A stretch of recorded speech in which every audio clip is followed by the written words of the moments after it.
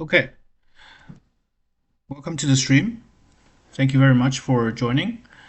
So today we will continue our study of measure theory and probability. That is rigorous probability based on measure theory. And the books we will follow are on the thumbnail, Axler's Measure Theory and Real Analysis and Probability by Professor Robert Ashe. So last time, here, this is Axler's book. Last time we introduced the notion of measure and pretty much spend the rest of our effort in proving that these examples satisfy the definition of measure. So go ahead and check those out. And today our main objective is to prove the properties of measure. And basically that is the rest of the 2C chapter. No, not chapter, but section. So we'll prove the properties of measure, and then we'll come back to Professor Ashe's book and review some basics of sigma algebra. So this way, people who are perhaps late to the series can catch up. Okay, so first let's review the definition of a measure. So the definition of measure is motivated by the deficiency of outer measure. So a measure on an abstract set X is a function on the sigma algebra S over X that takes a value in the set 0 to infinity, closed interval, by the way. So this is a closed interval in the set of extended real. Mu can be infinity. This is a measure that takes the empty set to 0 and satisfy the countable additivity assumption.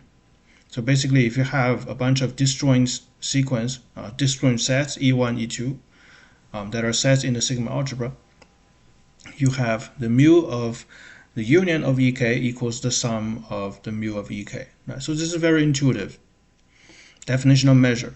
We like this a lot. Right? This turns out to be the crucial property that will give the nice properties of Lebesgue integration over Riemann integration.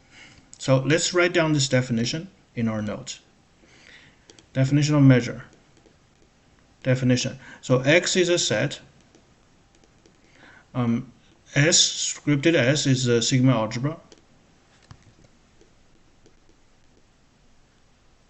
So the word sigma algebra is sometimes also called sigma field. For example, in Professor Ashe's book, it's called sigma field. Same thing. Sigma algebra over big X. Mu from S to the interval 0 to infinity, closed, is a measure if 1, you have mu of empty set equals 0, and 2, you have mu of basically countable additivity, that is the union of EK, k greater or equal to 1, is the sum k greater or equal to 1 mu of EK. So that's the definition of countable additivity.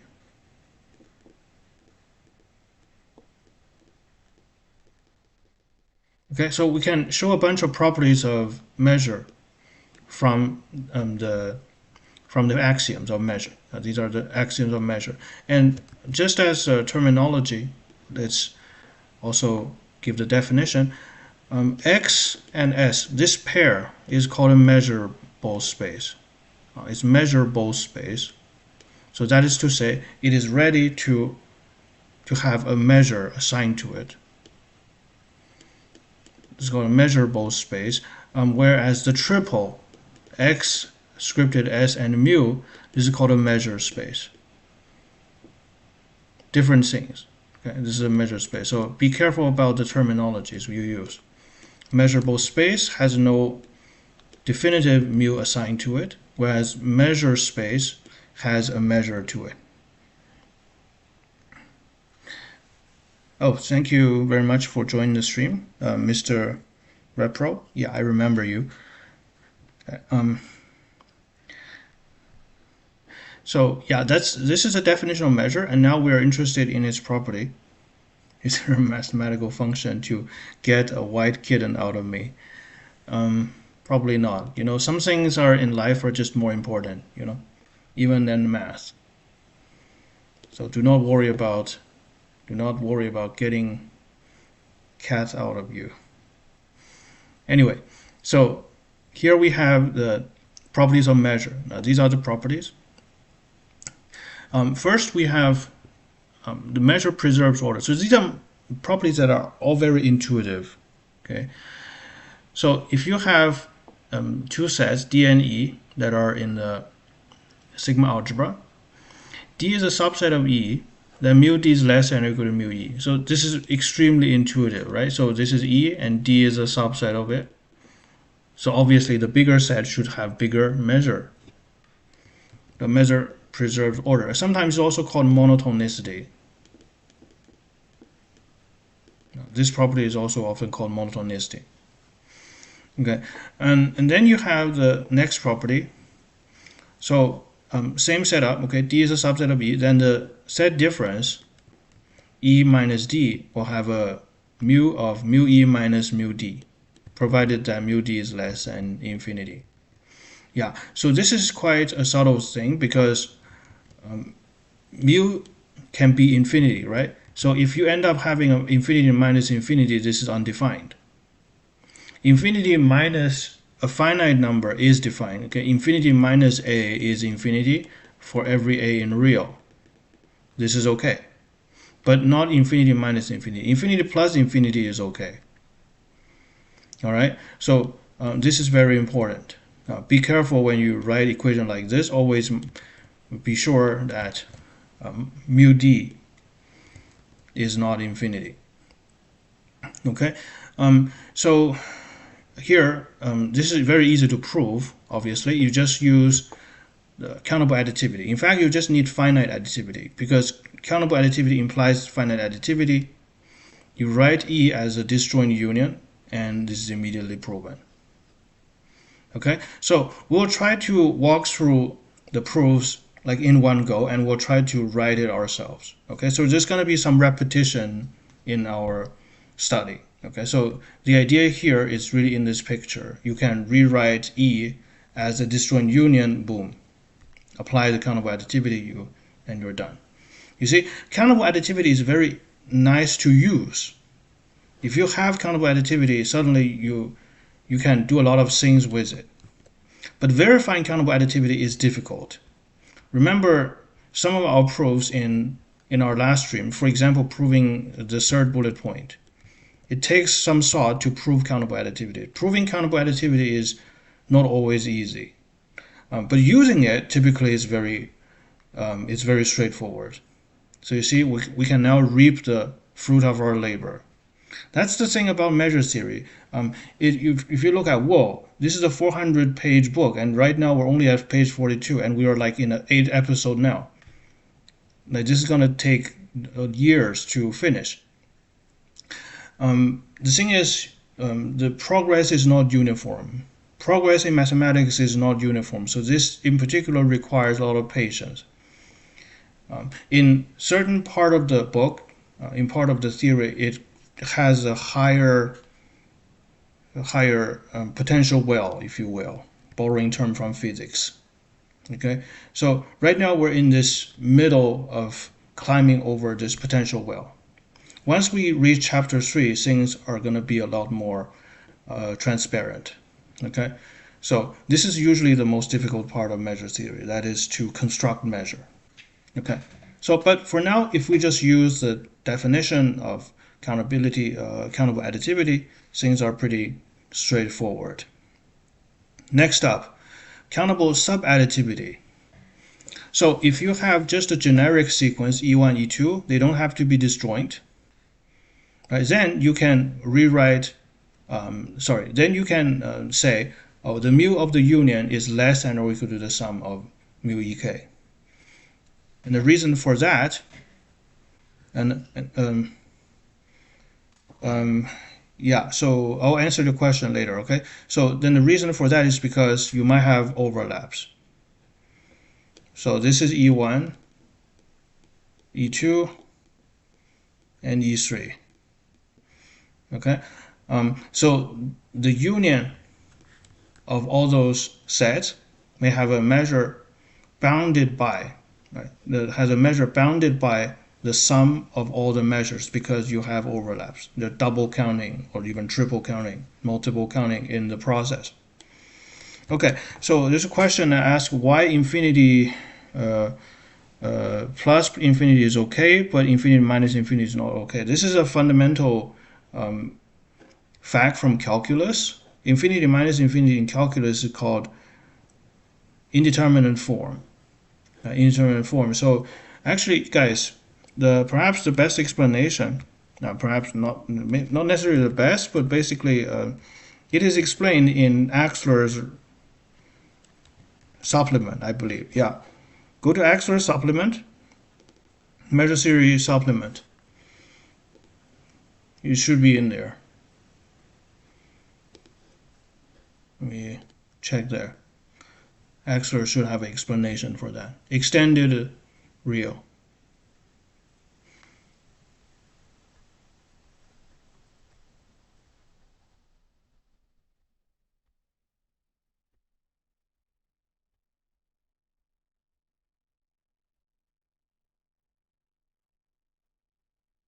It should be in there.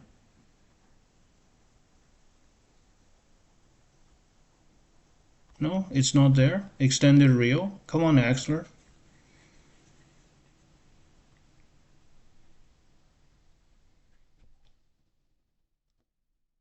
Yeah, this is the extended real. You have ordering. What about arithmetic? Do we have arithmetic here? Okay, Axler did not say. Okay, so I'll explain that. It's simple. So now this is a side note. Infinity minus infinity is undefined.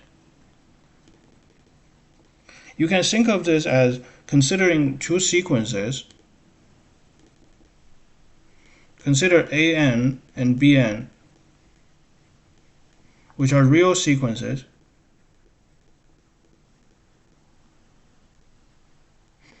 Such that an tends to infinity. Yeah, I love this kind of question because in a university lecture, typically the professor just say, like I just did, infinity minus infinity undefined, let's move on.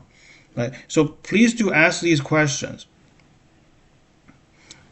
Please do. Okay, I'll come to the definition of mu again, okay? What is mu defined as? It's a measure. So here, why is infinity minus infinity undefined? Let's consider the difference, an minus bn. Can we assign a unique value for these just based on those two properties? Can we assign a value to it? It can be infinity, including infinity. Can we assign a value in the set of extended real? So this is always valid regardless of the details of an and bn. The answer is, of course, we cannot.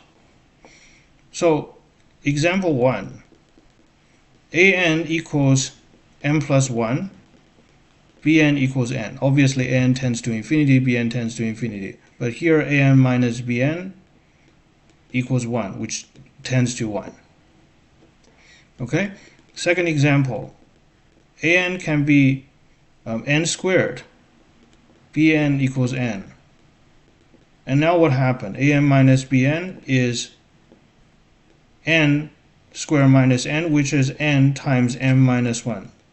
And both terms tends to infinity. So this is infinity times infinity, which is infinity. So that is to say an minus bn can be infinity. Already you see a problem. This is not unique. It depends on how exactly an tends to infinity and how exactly bn tends to infinity. There is a competition of speed among the two sequences. So an minus, let's say an is reversed. An is n, bn is n squared. An minus bn can also be minus infinity. So the only logical conclusion is that infinity minus infinity is ambiguous. So from these we can see infinity minus infinity is ambiguous, so we just refuse to give a definition.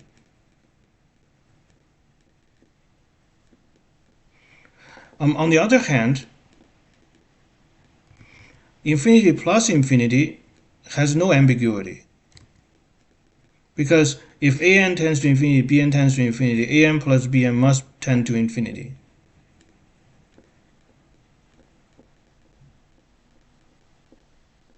No ambiguity. So therefore we can say infinity plus infinity is still infinity.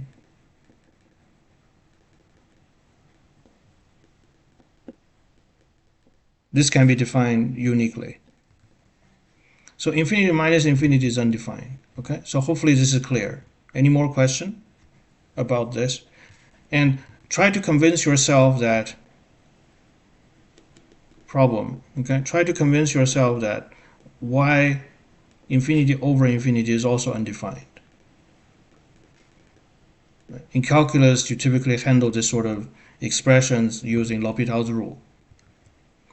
But basically, infinity over infinity, 0 over 0, these are undefined. Right. Okay. Yeah. Hopefully this is clear. Yeah, so going back to Axler's text, what is mu again? Mu is just measure. Mu is a measure. Mu is the notion of size. Mu is a function that maps a set in the sigma algebra over X, basically a nice set, to 0 to infinity, that has these two properties. The empty set has a measure of 0 and countable additivity. Definition of mu. Okay, so when following this series, I strongly recommend everyone to go to Axler's website, have their own copy. You know, it's completely free, so there's no reason, absolutely no reason not to do so. Right.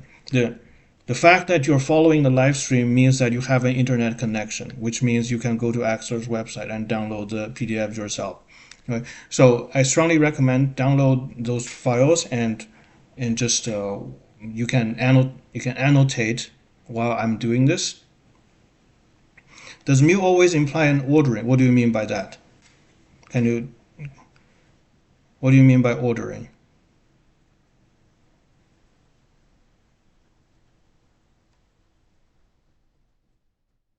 Mu is a function. 0 to infinity, this is an ordered set. This is an ordered set, and S, well, S is a sigma algebra. It's a collection of subsets. I guess you can say S is partially ordered because of the subset ordering of elements in the set. Again, I have no clue what do you mean. So I'm sorry, but this like what are you trying to get to? So do you say you can say are you trying to say that mu A less than mu B, this ordering? Of course you can talk about that. Here we have a property. You can say which set has a bigger size,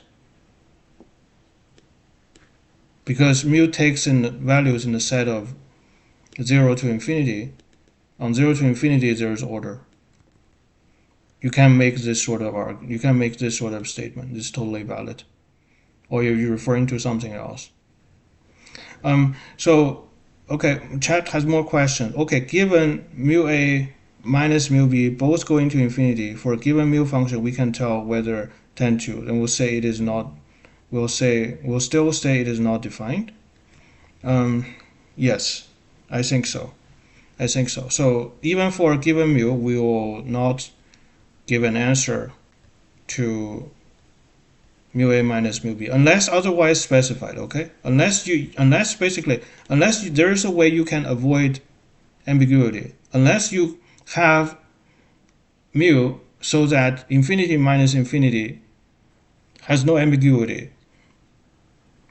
then I guess you can assign a value to it. But by default, infinity minus infinity is undefined. Okay, so that would be a specific situation. It's like, you know, like in high school, a common mistake is to say log A times log B equals log A times log B. Of course, this is wrong. Of course, yeah, of course this is wrong, and um, of course you can find special values of a and b so that this identity hold, but that is not mathematically interesting. We're talking about general measures here. We're discussing here, this section is called properties of measure. I'm pretty sure you can cook up some particular measure so that you can define infinity minus infinity, but that is of no interest to us. If that does that make sense? Currently we're not dealing with specific measures. Okay. Okay. So ND, does that make sense? Because I don't know what the phrasing is. Your phrasing does not, because I mean mu on its own is just a function. It does not imply anything. Right? A function on its own does not imply anything. The function, I guess you can say, here is what, I guess this is the first thing we can say. Because of the additivity, we can say mu preserves order, which is exactly this property. Because of additivity, mu preserves order. That is to say, a bigger set will have a bigger measure. Right? And yes, the set 0 to infinity has an order on it, just the usual less than or equal to relation. That's an order. That's a total order, in fact. And S is a collection of subsets. And on S, you can talk about whether a set is a subset of another set, which is a partial order. Okay? So hopefully this is helpful. Okay? But if you have more questions, please feel free to ask in chat or in my Discord. I mean, once again, I don't pretend to be an expert and have all the answers, but I'll give like my own thoughts and opinions, sometimes proofs about questions in chat. Okay, so yeah, the whole reason I'm doing this is stated in the very first episode of the measure theory series, is that because this is a highly non-intuitive subject, I'll try to put myself in the shoes of a beginner. And instead of looking too far ahead, I'll try to motivate all the concepts. Okay? So here, this is our first property, order preservation. The second one is countable additivity. Here, in the countable additivity, countable subadditivity, right? Countable additivity is an axiom. Countable subadditivity is a theorem. So to use countable additivity, you always need a disjoint sequence. But how do you construct a disjoint sequence? Here, E1, E2 aren't necessarily disjoint. So what we do is the following, right? We actually covered this in our last stream. So basically what you do is that we can construct a sequence from the original sequence that is disjoint. The original sequence might not be disjoint, but we can always construct a disjoint sequence. And here's how. The first one is just E1. The second one is E2 minus E1. So by construction, E1 and E2, the second set and E1 are disjoint.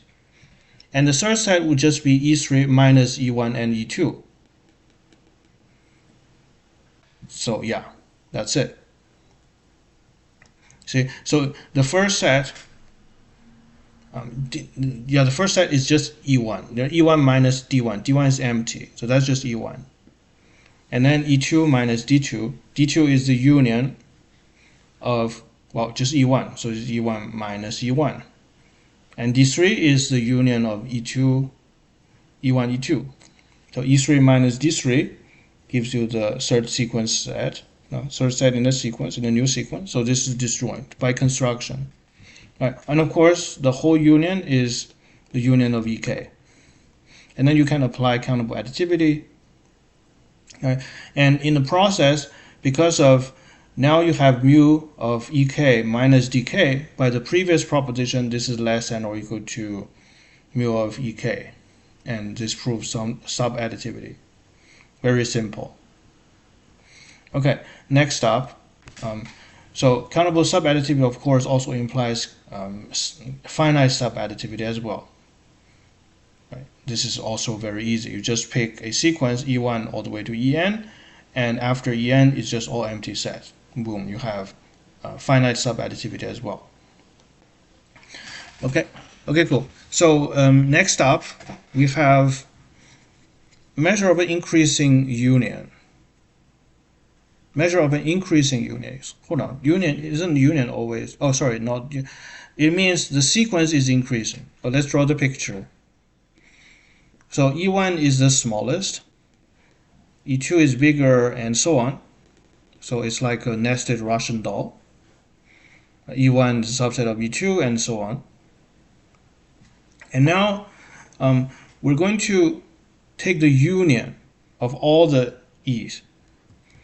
Mu of the union equals the limit of mu of ek. Remember, mu of ek, this is a sequence in the set 0 to infinity. So this is just a numerical sequence. Okay? If mu of ek is unbounded above, the limit is infinity. Okay, so now we can actually talk about limit exist and equal infinity, because now we consider infinity as a valid number. Okay,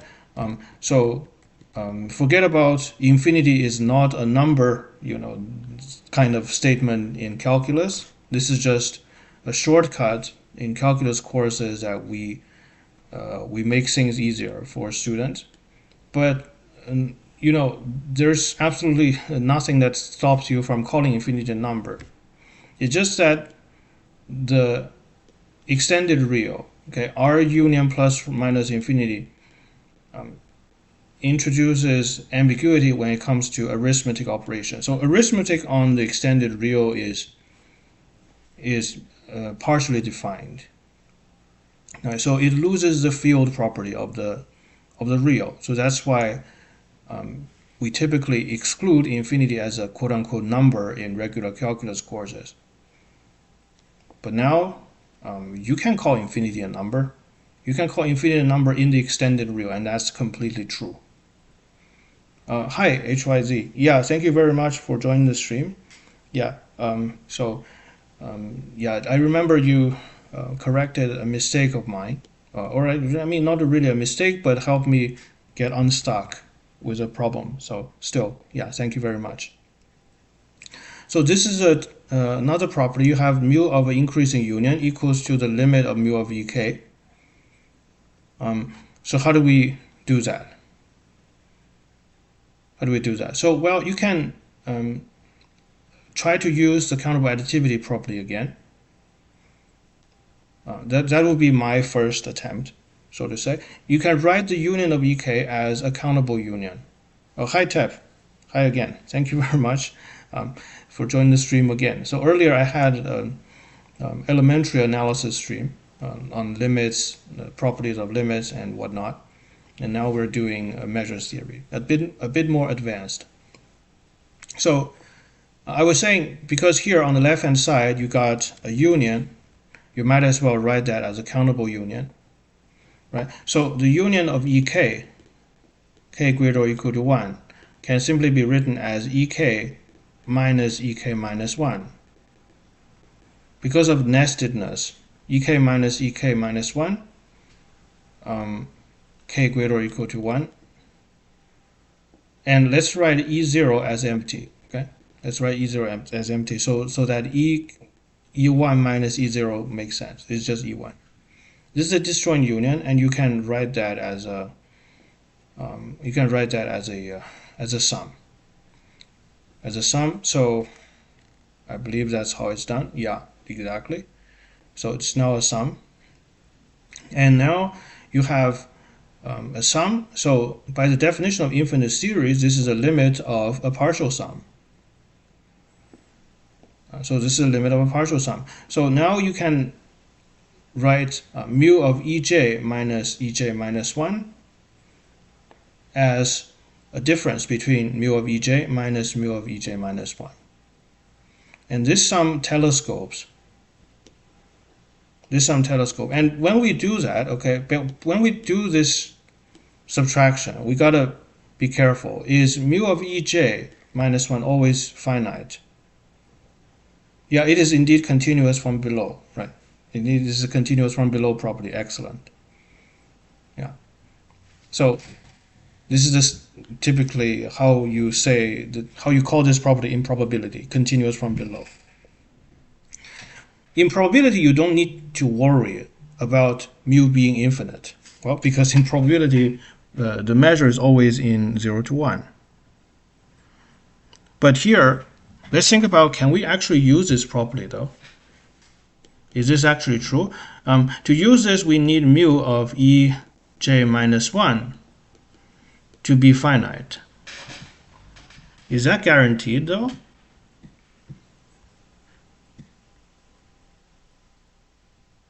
It didn't say, huh? Yeah, here it says we only consider the case where mu of ek less than infinity. Less than infinity. So if you have, say, one of the ek's have infinite measure, mu of ek equals infinity for some k, then both sides, of course, is infinity. So it's trivial. Oh, hi, Christian. Thank you very much. In the theorem, it did not assume all the all the sets E1, E2, and so on have finite measure. It did not assume. But here, we consider that to be a trivial case. In the next case, we assumed all the mu's to be finite. And now you can use this property. Okay, so this is, I believe his name, Axler's cat's name, is actually called Mu. Unfortunately, he passed away, I believe. Yeah, so you see, I think pretty much all math person, like with probability 1, okay, math people are cat people. Theorem.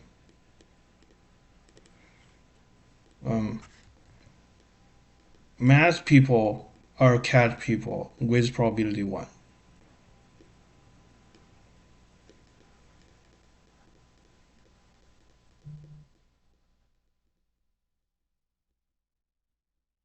Okay.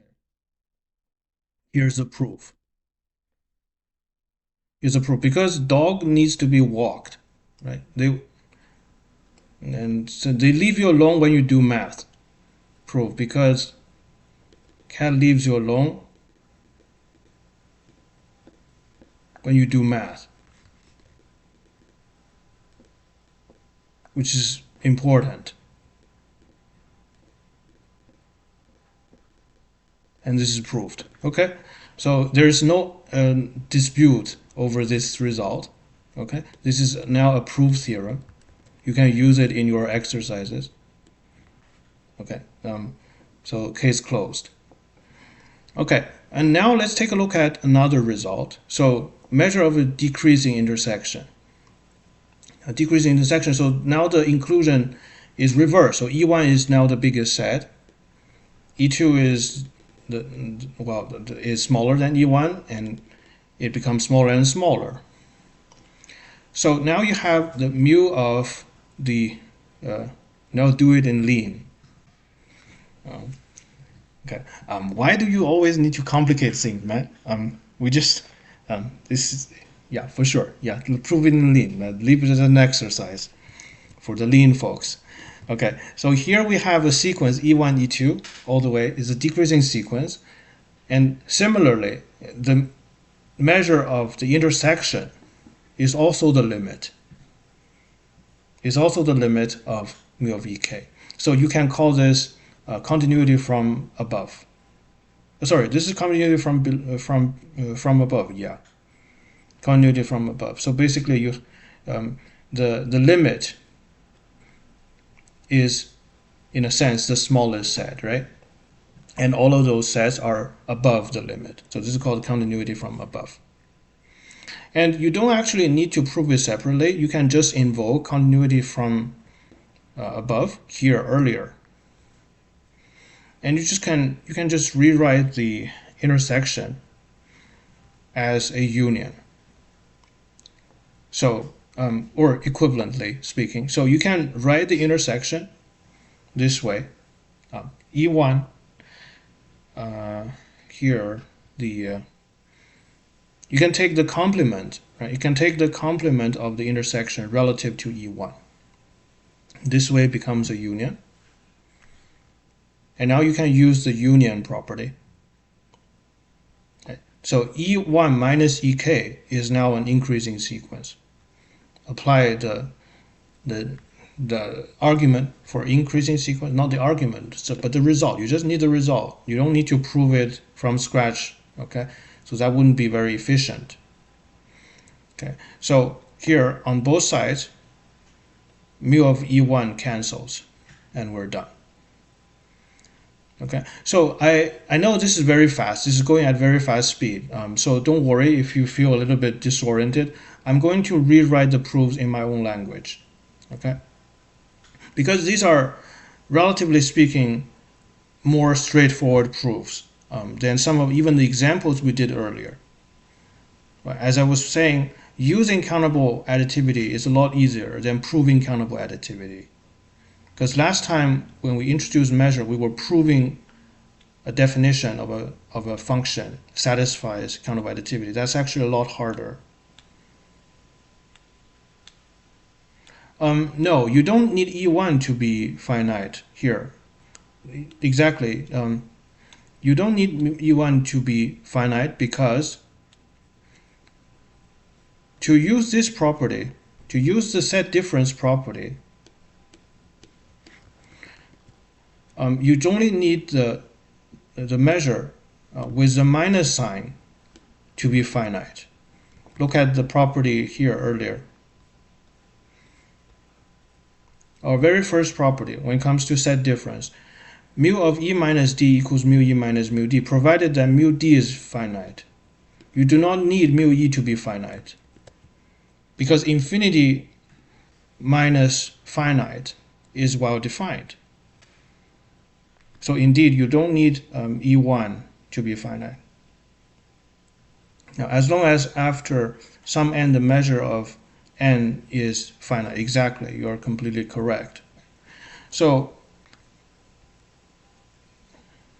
oh, here it says mu1 is finite. I guess, let me think about it. So,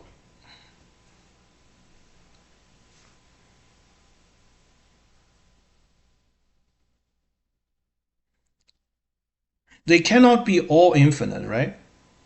They can't be. As HYZ mentioned, you need some, after some n, the measure of En is finite. But once again, the behavior, when it comes to limit, the behavior of finitely many terms don't matter anyway, right? So, as long as after some n, the measure of n is finite, you can just call that set to be E1 and let the sequence start from there, if that makes sense.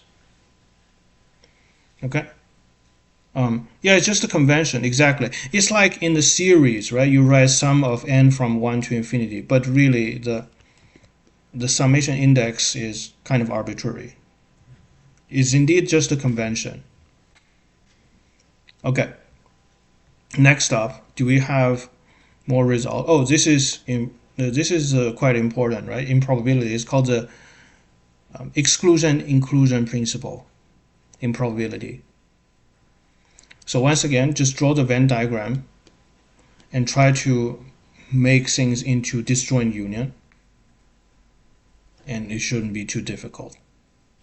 D and E, just make things into disjoint union. For example, here D union E is written as 3 pieces. Right, so the last piece is the intersection. And left is D minus the intersection, and right is E minus the intersection. Apply countable additivity.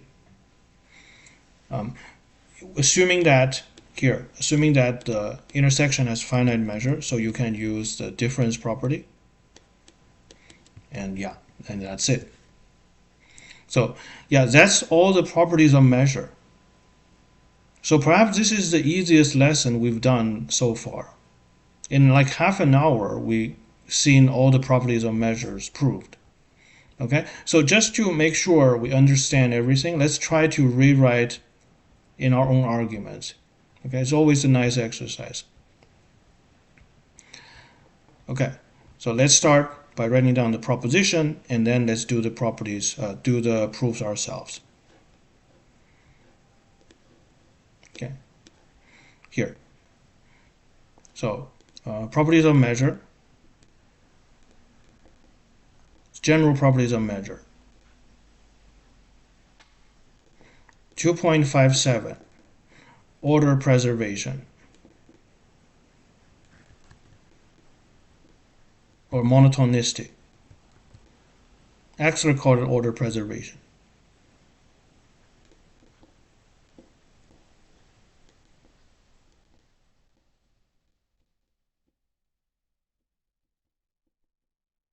Okay. And actually, to make things easier to state, we'll just say all the sets are members of the sigma algebra. X as mu is the measurable space.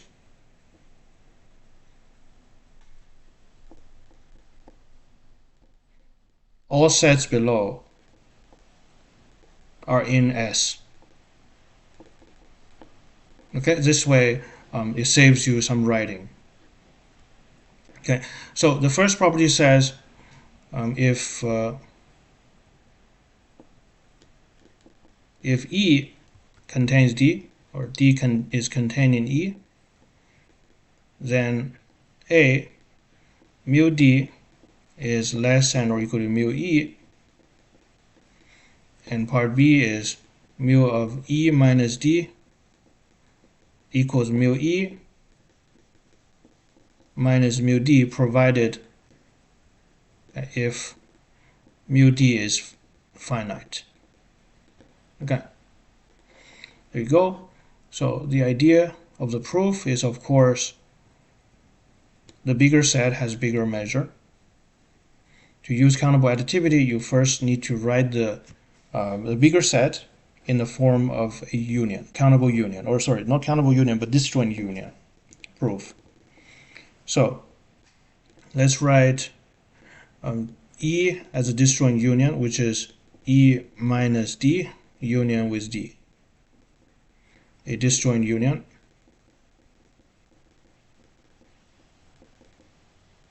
Okay, so additivity of mu implies mu of E equals mu of E minus D plus mu of D, which is greater or equal to mu D. A is proved. A is proved. So this is always true. You see, this is always true regardless whether mu D is infinite. Let's call it, this is always true.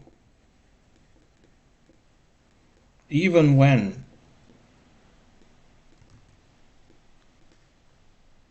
mu D is infinite. Because infinity at infinity is well defined. So be careful about that. So if mu D is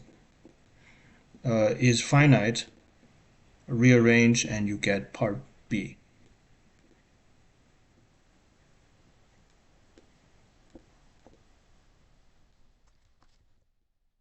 Simple. Okay. Very straightforward. Next up, countable subadditivity. So this is actually very common in probability to give an upper bound of an event. Okay, so quite helpful. Okay, so mu of this is called countable subadditivity.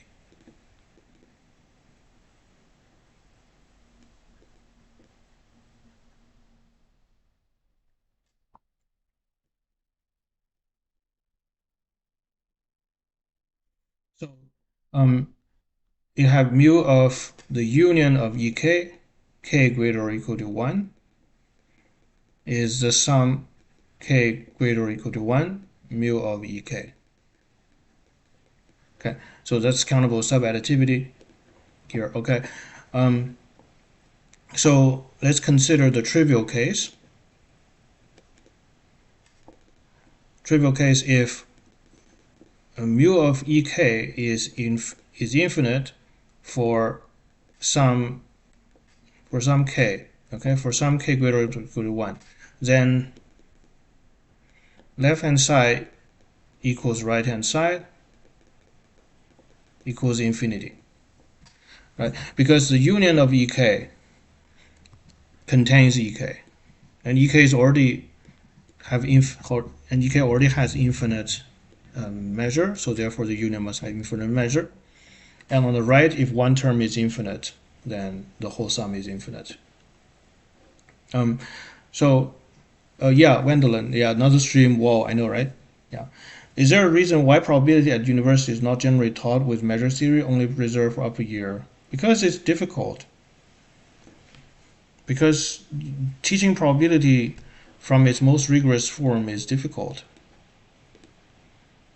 That's simple as that. Okay, you want to prioritize calculation skills when it comes to first introduction before you introduce it in, like even for math major, the notion that you can't always define measure for arbitrary set is considered too hard.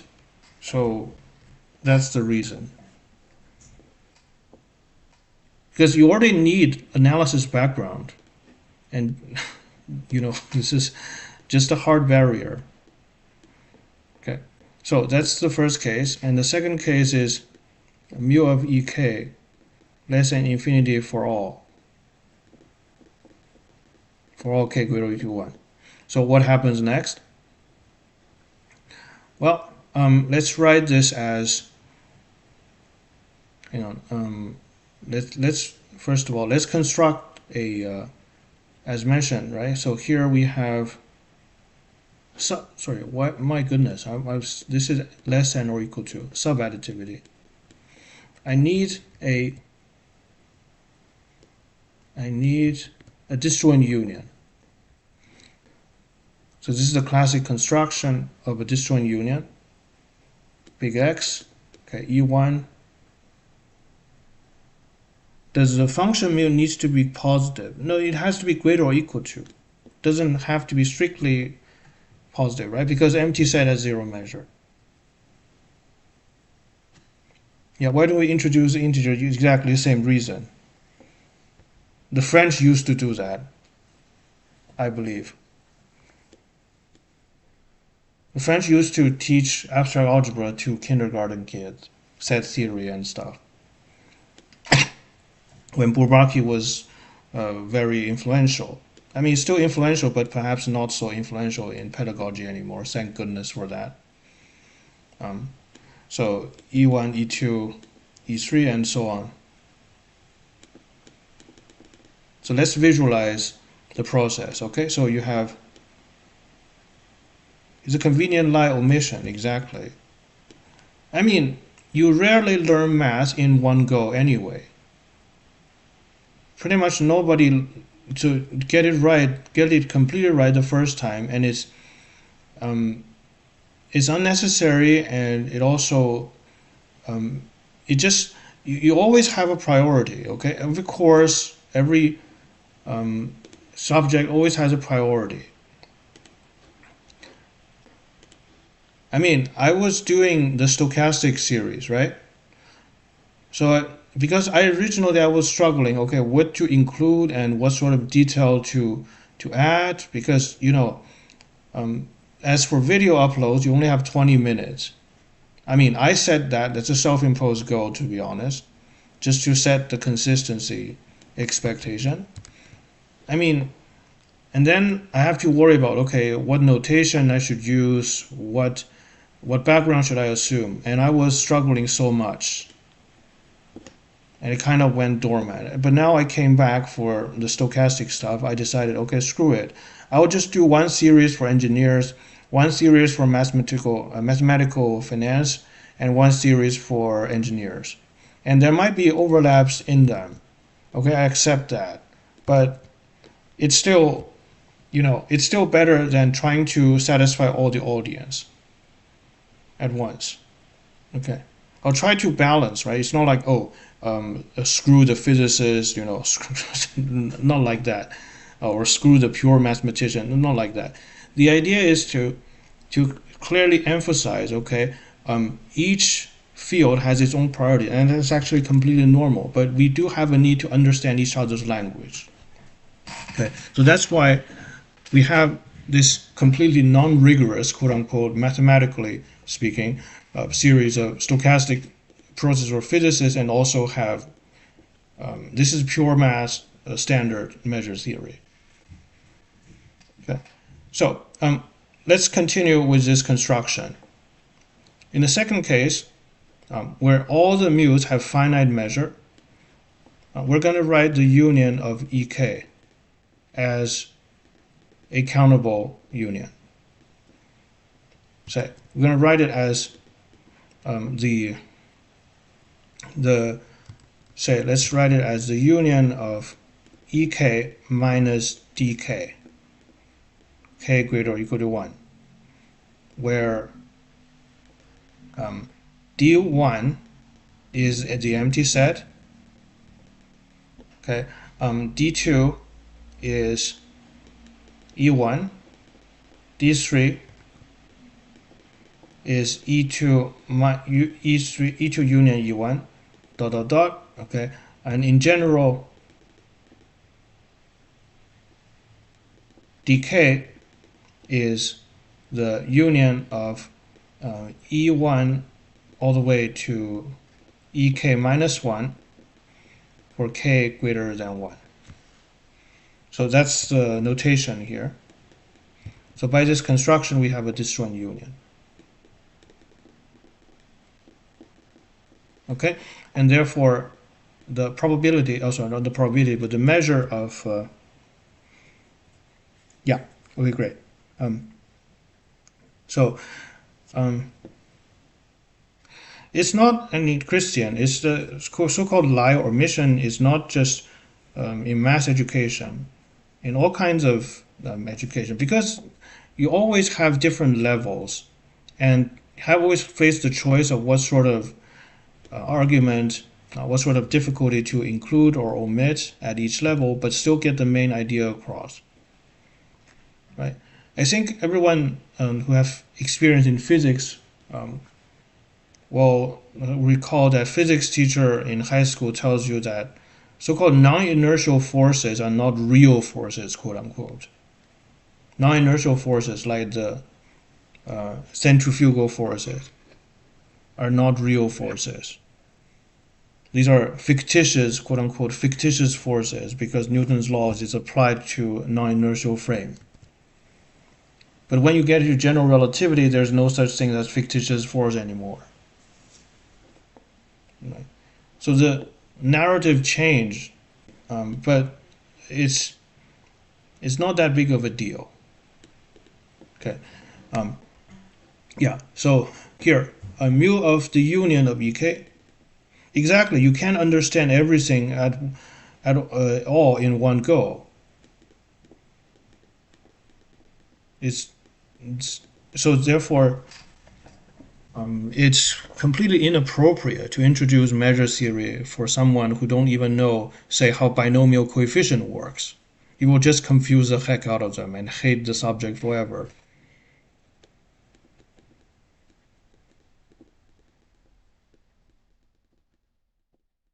Okay, so there you go. This is an identity, and now use countable additivity, you get a sum.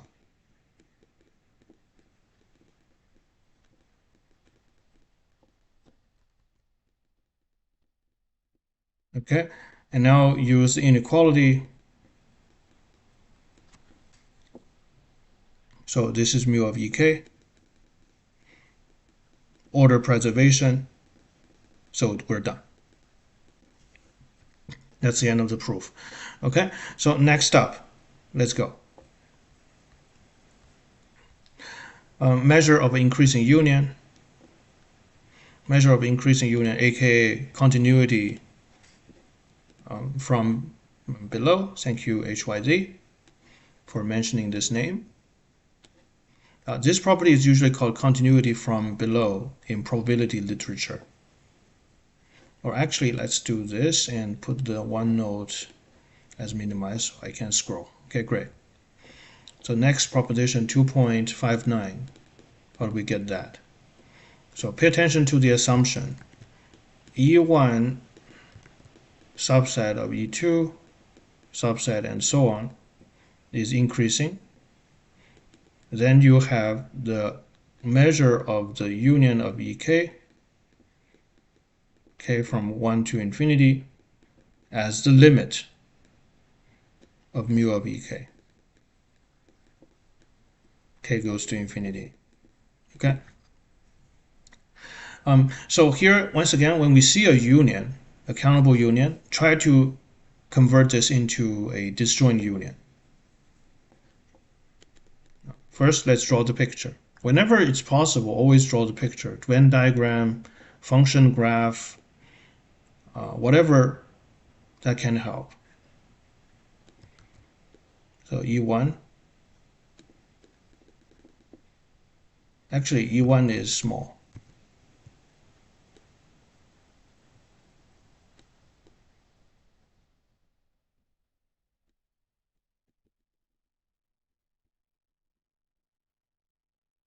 And so on, EK behaves like this. Okay. So the union, you can write it this way. So here, do we need to worry about infinity? Let's first write, let's first naively, okay, write things naively. I'll worry about infinity later. Measure, infinite measure later. Okay, so here, this is the measure of the union of EK minus EK minus 1. Okay, so K goes from 1 to infinity. And here we define E0 to be empty. So this way, the first term makes sense. So this is a disjoint union. And you get the sum of the measure of EK minus EK minus 1. Okay? So now here, K goes from 1 to infinity. Now we need to worry about whether you can write it as a difference, right? So for example, if you want to do this, say write the mu of the set difference as mu of EK minus mu of EK minus 1. You would need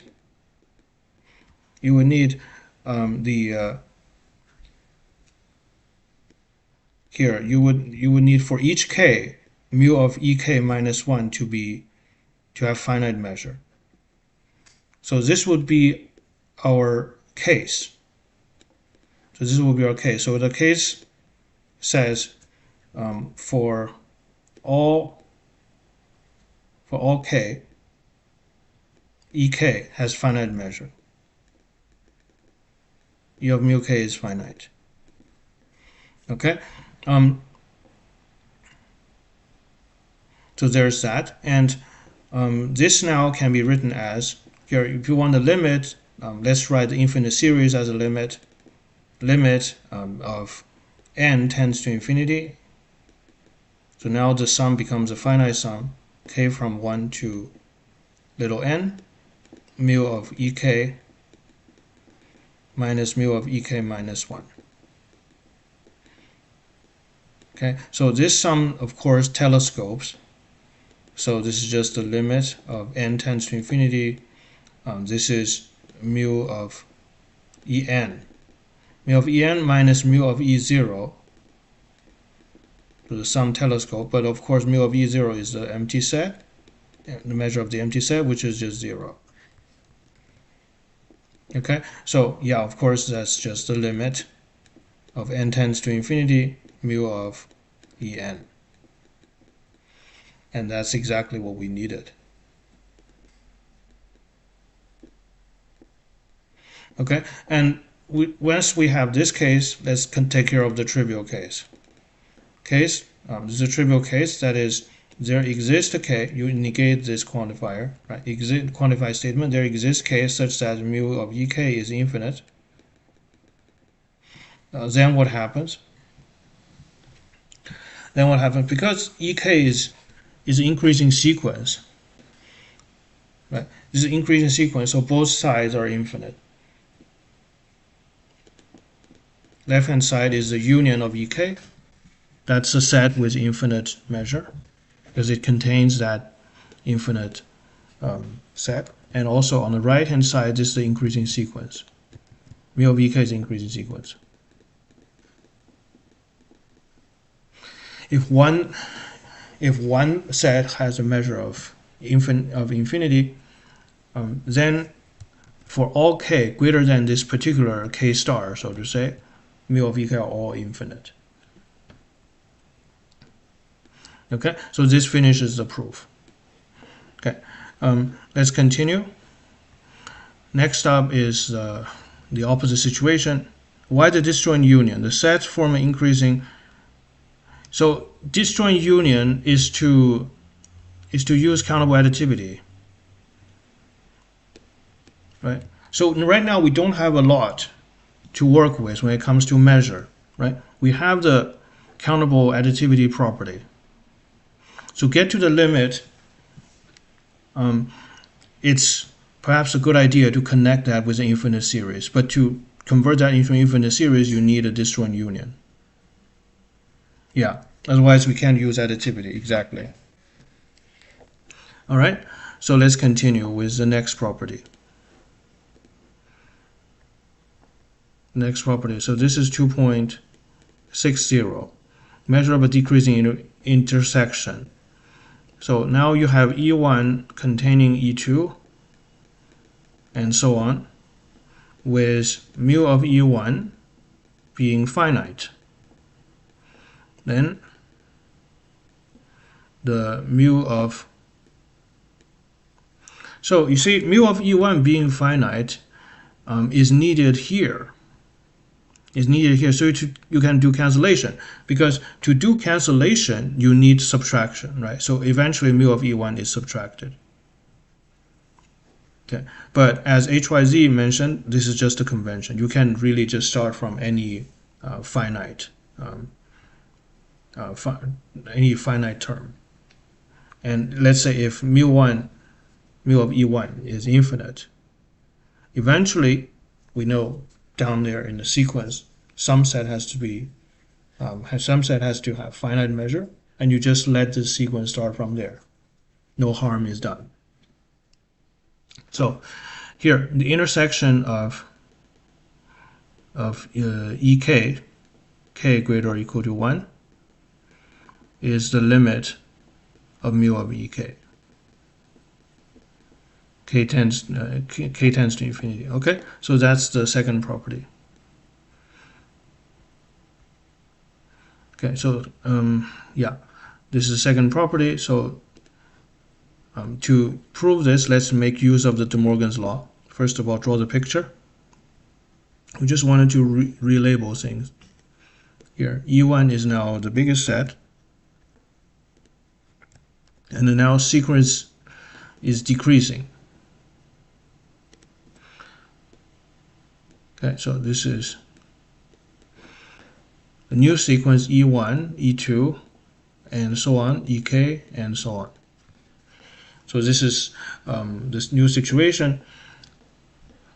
Let's write E1 minus the intersection of EK, k greater or equal to 1, using the De Morgan's law. This is the union of k greater or equal to 1, E1 minus EK.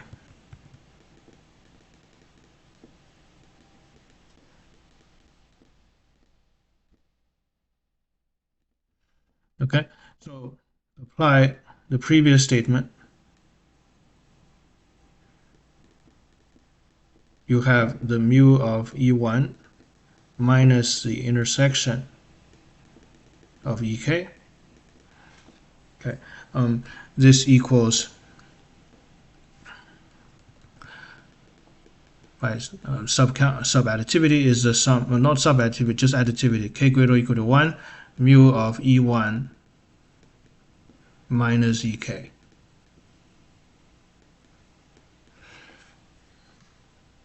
All right.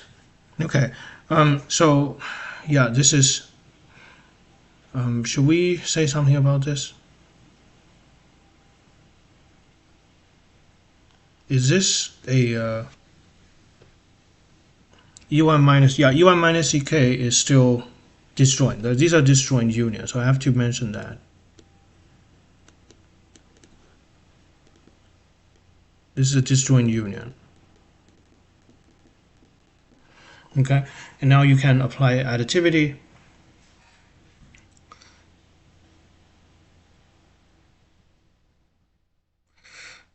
E1 minus EK. This is mu of E1. Hang on a second. What's going on? Oh, my bad. I was silly because I did not apply 5.25 correctly. I did not write this correctly. So the idea is this is the point is this is not a disjoint. I guess you can call it disjoint sequence. Hang on a second. Earlier, what we have. Oh, the point is not that it is disjoint. If you use disjointness, then you will start from the beginning. Right? Start from beginning. The whole point is to not start from beginning. 5.29 allows you to use the property above. So here, E1 minus EK, this is decreasing. Or sorry, this is increasing. E1, E2 all the way, this is decreasing, so this is increasing. So now this is the limit. Limit of K tends to infinity, mu of E1 minus EK. So now we're fine now. Okay, awesome. So then we'll think about, can we write this as a difference? Because mu of E1 is finite, the intersection of EK is a smaller set, so it has to also have finite measure. So yeah, there you go. So since E1 has finite measure and the sequence is decreasing, mu of EK is finite for all K, and also the intersection of EK has finite measure as well. So now you can, from star, and what's the property again earlier? Yeah, 2.57 and 2.57, you have mu of E1 minus mu of the intersection EK, K greater or equal to 1. This is the limit of K tends to infinity, mu of E1 minus the mu of EK, which on the right hand side you just get mu of E1 limit of mu of EK, K tends to infinity. Right, and now since, once again, since mu of E1 is finite, you can subtract mu of E1 on both sides. Mu of the intersection is also a limit.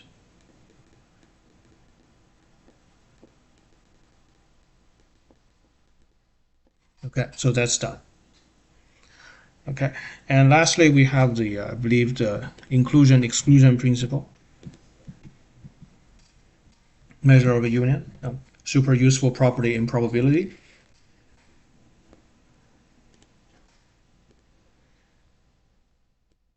Here, 2.61. So mu of D union E equals mu of D plus mu of E minus mu of D intersect E. Okay, so here, this is a picture. In general, there's three parts.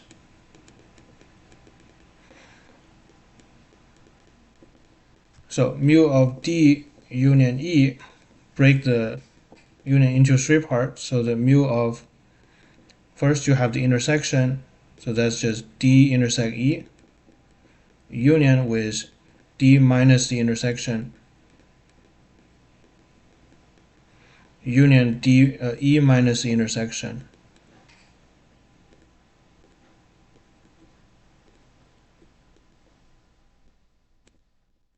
Okay, minus the intersection, and then just use additivity, break them up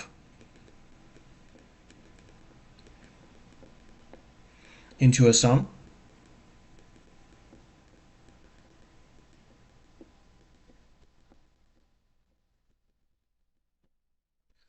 Okay, awesome. And now because of, here we have assumption mu of D intersect E is finite. So here we use the assumption that mu of D intersect E is finite. Always pay attention when you use this property.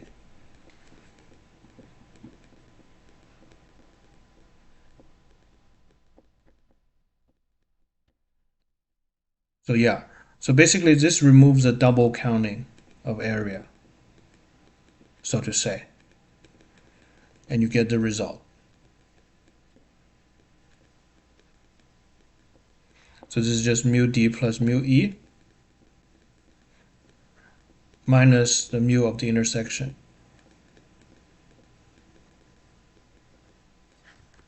Okay, so this feels like a proof in undergraduate probability, which it essentially is, right? That's it. Okay, so yeah, the axioms of measures are hard to verify, but they are easy to use. Okay, so I think we're done with this part. Actually, because right now I figured let's just get on with the other book by Ash. We'll continue with the big measure next time. And we will finally construct the big measure. But right now, let's go back to Ash's book called Real Analysis and Probability. This book. Yeah, this book, and I'm going to put it on a different screen because I don't want to show this. Okay, here, and because this is a different introduction. Okay, so just wanted to make sure that we understand the fundamentals, namely sigma algebra, how sigma algebra can be constructed, things like that, and whether there's any new results here. Let me close this up.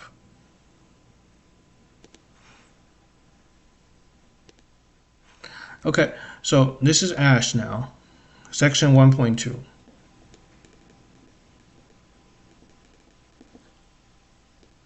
Okay, so real analysis and probability. So here it says length, area, and volume, as well as probabilities, are instances of the measure concept that we're going to discuss. A measure is a set function, that is, an assignment of a number mu of A to each set A in a certain class. Some structure must be imposed on the class of set on which mu is defined. Right? So basically, the domain of mu is restricted. And probability consideration provides a good motivation for the type of structure required. Okay, so here Ash actually motivated the definition of sigma algebra from a probabilistic perspective. So here we have a motivation. for sigma algebra, for sigma field, because Ash uses a term sigma field. Same thing, okay? Same thing as sigma algebra. And here's what it says.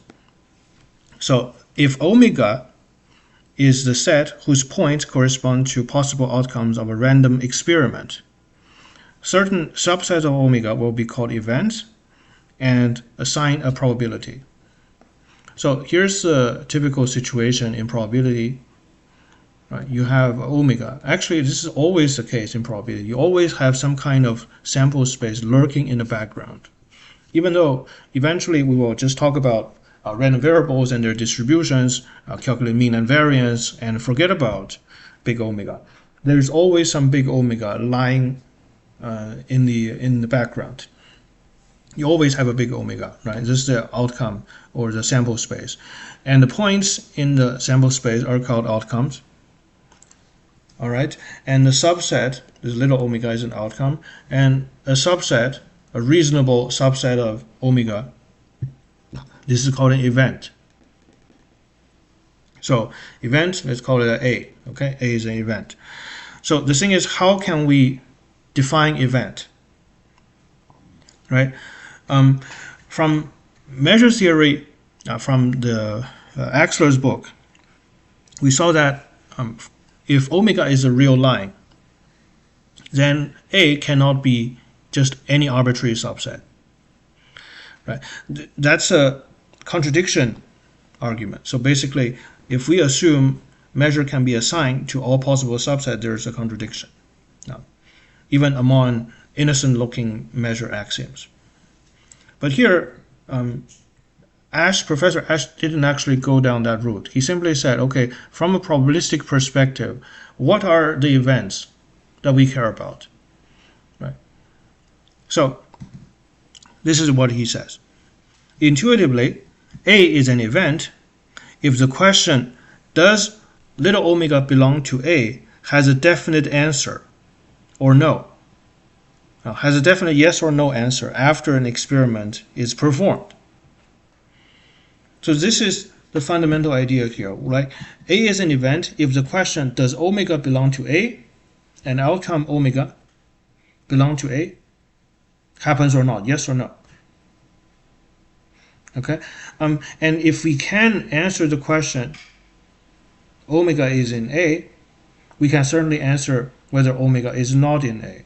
So that means if A is an event, AC must be an event. This motivates the definition, the part of the definition that is to say sigma algebra must be closed under complement. Right? If A is an event, if we can tell whether event A happens or not, then AC can also, whether or not AC happens can also be answered. Okay, so that's an idea. And also, let's say you have a bunch of events. Now it's just not one, okay? You have a bunch of events, A1, A2, and so on. And let's just say you have finitely many events, A1, A2, all the way to AN. Right? So if these are events, then you can certainly say whether the event, at least one of them happens. You can always do that.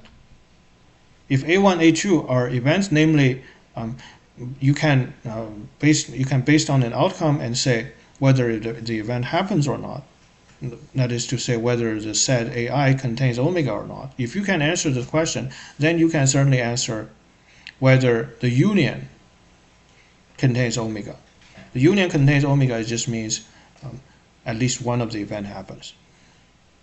So this leads to the second, or close to the second axiom for sigma algebra. That is, sigma algebra is closed under countable union. But here, earlier, we only assumed there's finitely many events. Why countable? And this is where Professor Ash has to say, closed under countable union, an intersection is difficult to justify physically, and perhaps the most convincing reason for requiring it is that a richer mathematical theory is obtained. So simple as that. Okay, so simply from a probabilistic perspective, whether or not a set contains an outcome. You basically decide whether the event happens or not. So here we give the following definition. So omega is a set. Scripted f, by the way, this is a classic notation in probability theory for sigma algebra. Use scripted f. Scripted f. I'm not great when it comes to cursive, okay, calligraphy. Okay, so basically, this is scripted f is the collection of subset called a sigma field. Actually, first of all, we define a field. Is a field.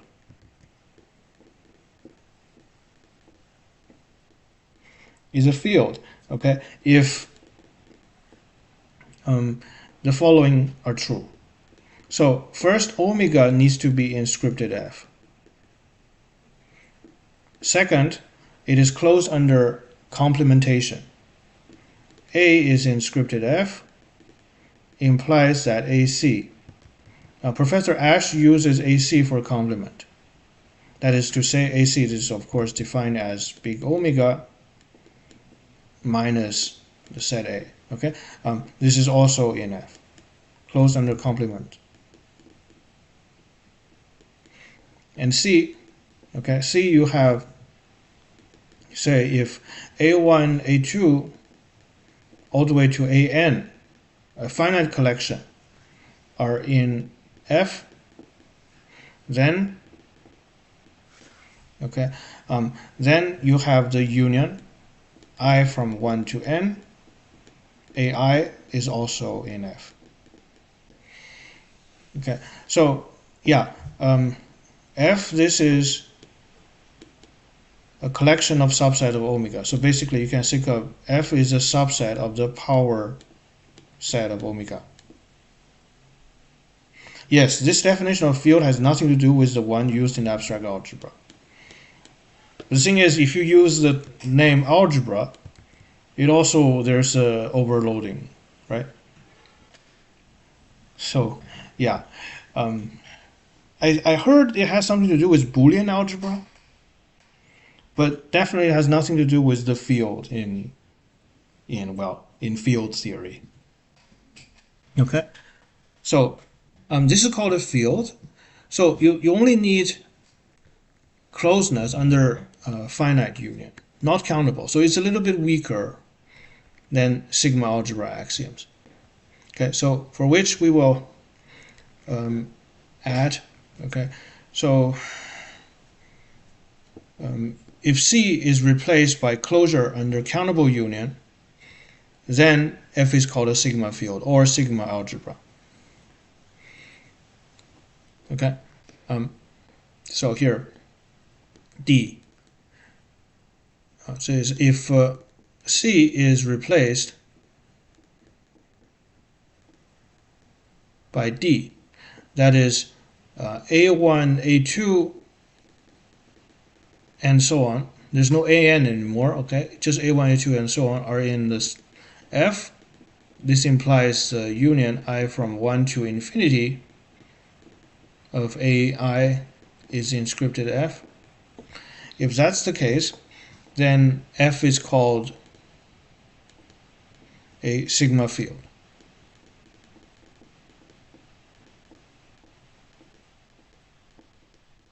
So this was motivated purely probabilistically. Okay, and here Professor Ash remarked that if you have ABC, then F is closed under finite intersection. So if you have ABC, then F is closed under finite intersection due to De Morgan's law.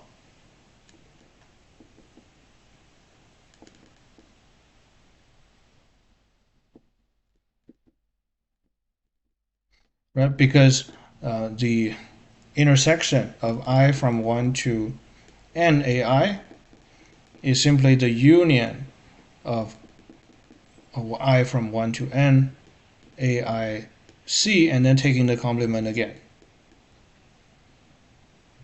It might be a sigma, but ain't no field. Hi, Leo. Thanks again for joining the stream. Um, yeah. All right. So this is a sigma field. The sigma field, and of course, if you have A, B, and C, A, B, and D, strawberry field. A, B, and D implies F is closed under countable intersection.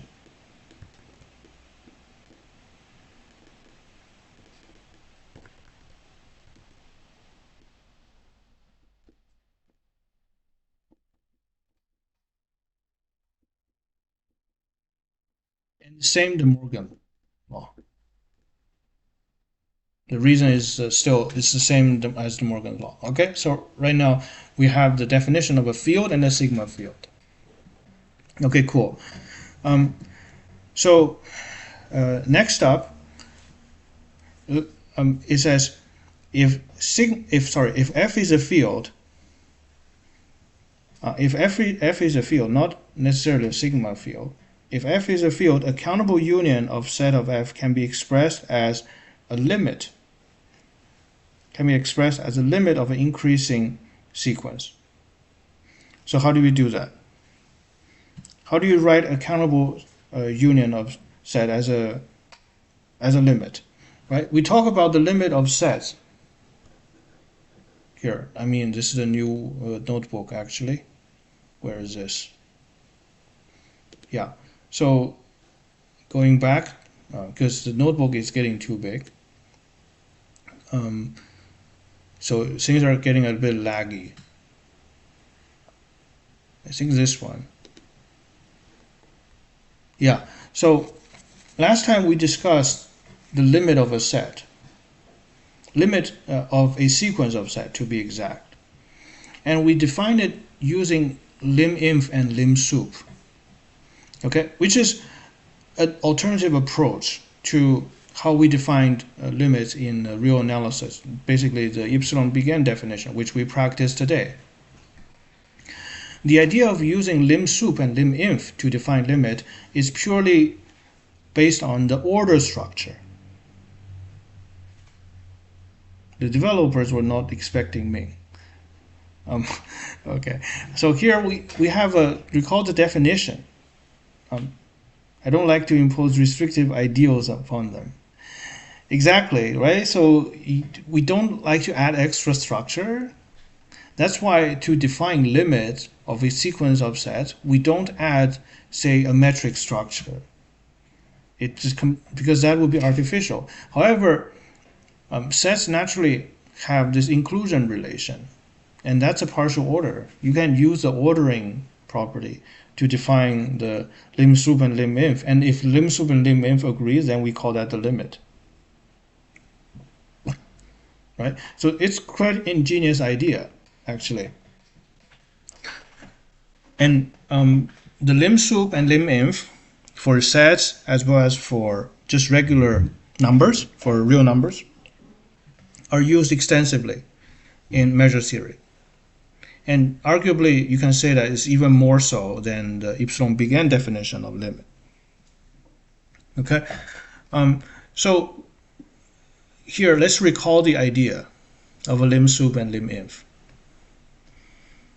So the lim_sup of a sequence AN is defined as follows. First, we take a look at the tail. The tail, which is the union of AN and greater or equal to K. So this is now a sequence labeled by K. Let's think about this sequence. This sequence is decreasing because as K increases, the number of sets, AN, that takes part in the union becomes smaller. So the union becomes smaller. So the union of AN is a decreasing sequence. And as a decreasing sequence, it must have a limit. And the limit is just their intersection. So lim_sup is defined as the intersection over K greater or equal to 1 of the union n greater or equal to K AN. You see, there is no need to memorize this definition through brute force. you can simply read, oh, the limit of a soup. Here, soup of an is the union of an, because it has to be greater or equal to all the an. It has to contain all the an's and greater or equal to k, right? And then just let k tends to infinity. But why intersection then? Well, because the soup is a decreasing sequence. The decreasing sequence, if you take the limit of decreasing sequence, is the same as taking their intersection. So for the lim-inf situation, the situation is reversed. Right? You're still looking at the tail of this original sequence, but now you're taking the intersection. So intersection of ak n greater than k is contained in all the an's n greater or equal to k. So you can think of it as a lower bound. Right? And now, of course, this sequence indexed by k is increasing. As k increases, the number of sets that takes part in the intersection becomes smaller and smaller. Smaller number of sets taking intersection means a bigger intersection. So inf of ak n greater than k is increasing. So this is increasing. So to get the limit of increasing sequence, of course, you take the union.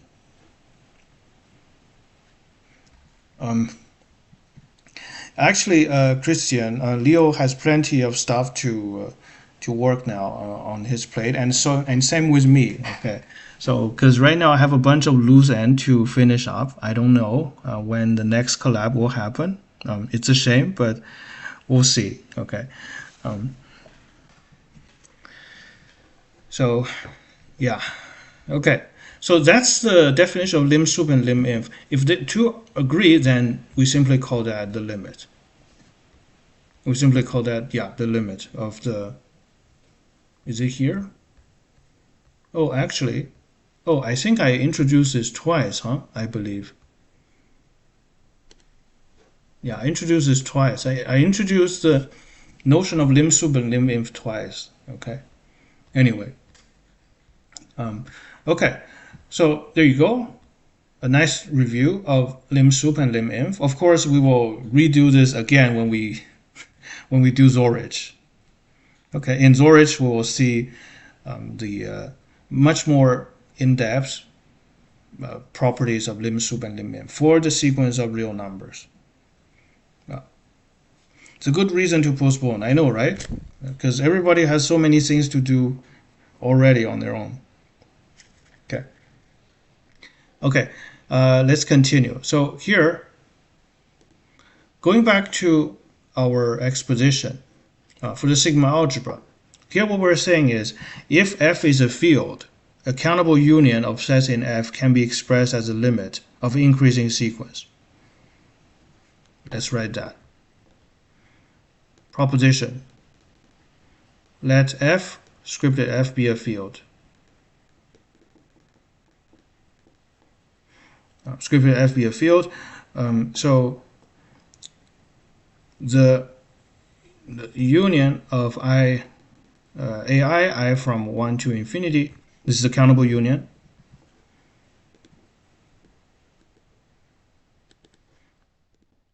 AI in F, this can be written as a limit. So how do you do that?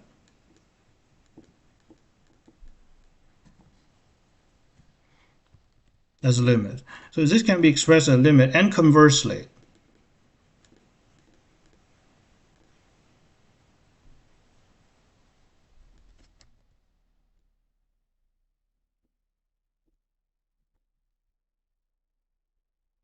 So how do we do that?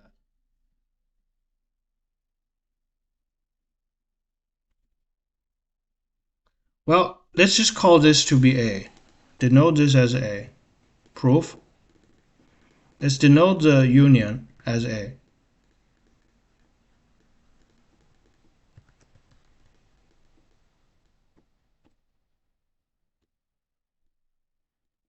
I from 1 to n AI. So an easy way to see this is you can define Bn to be the union of ai, I from 1 to n. Obviously, this is increasing. Bn obviously increasing, and Bn also obviously increases to a. Here, let's take a look at the picture. So you have omega. This is a1, a2, a3, and so on. Okay, so a1, the union of Bn obviously is a union of an, which equals a.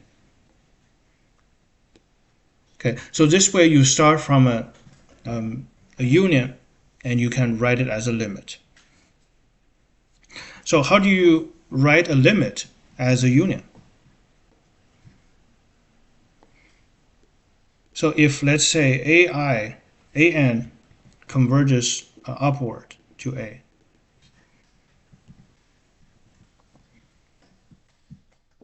okay, so an converges upward to a, it increases and converges to a, well, then you simply can write a as a union of ai. So in that situation, you would have a1 inside, a2 outside, and so on. A is just the union of all the AIs. Infinity. Okay, so by this proposition, and therefore the remark is, well, the sigma field is just a field that is closed under limit. Closed under limit of increasing sequences. Right, so that's pretty cool. Right, it's kind of like how in real analysis we introduced the real numbers as a complete ordered field. Right, the completeness is basically you take limit in a rational number. Sometimes the limit fails to be a rational number. We don't like that. And you invent the real numbers to make the limit of rational Cauchy sequences to be in the new set. Because that's the completeness. So basically, sigma field is a closed, is a field that is closed under limits of increasing sequences. It's a completeness idea.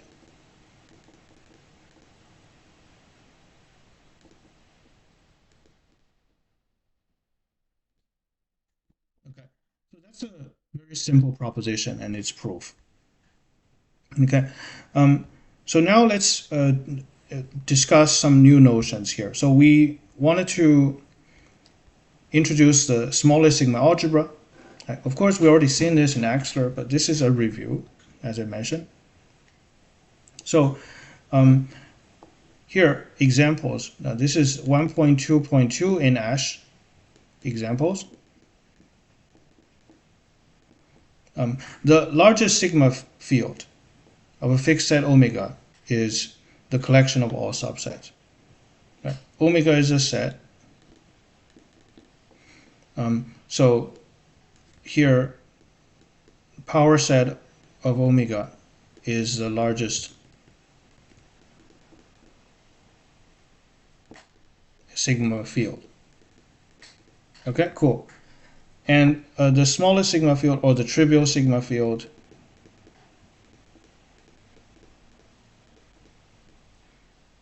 smallest, aka smallest sigma field, is just two sets, empty set and omega.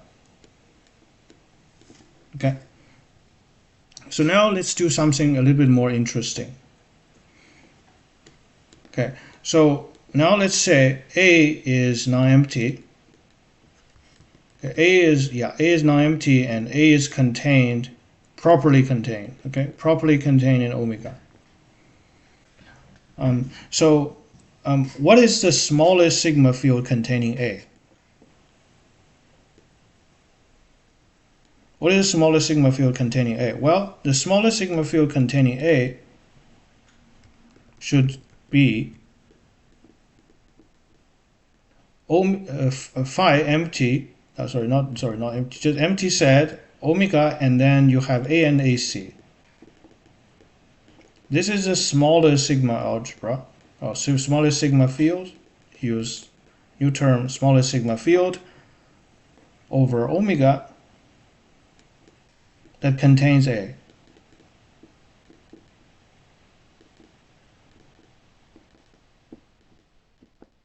So that's the idea here. Okay, and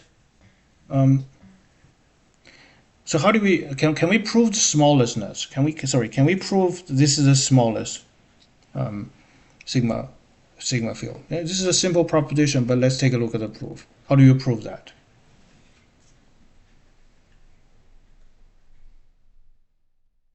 So what does smallest sigma field mean? It means that for any sigma field over omega that contains A, it must be a superset of this sigma algebra. You can easily verify this is a sigma algebra. And let's do the proof. So let's say let scripted G to be a sigma field. Let that be a sigma field, and A is in scripted G. And then what happens? Well, by the definition, you must have AC contained in scripted G. But empty set and omega has to be in G as well, so basically we're done. Okay, so yeah, therefore G must contain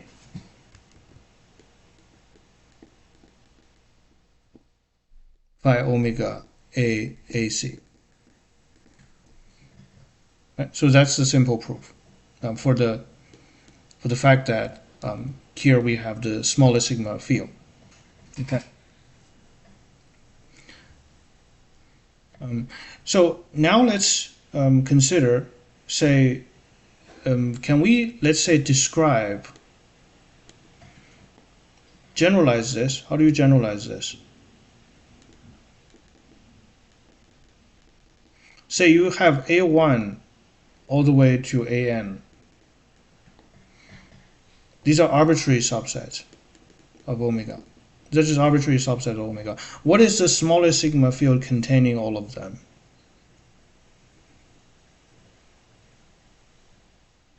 Oh, hi, Tep. Thanks very much for coming back. So our problem here is to give an explicit description.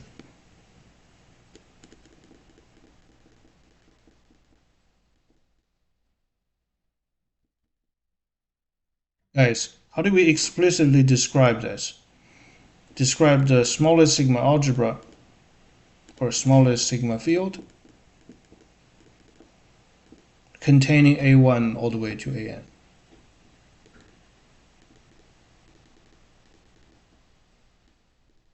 Because we haven't seen much explicit construction in Axler, right? What is the smallest sigma field containing A1 all the way to AN?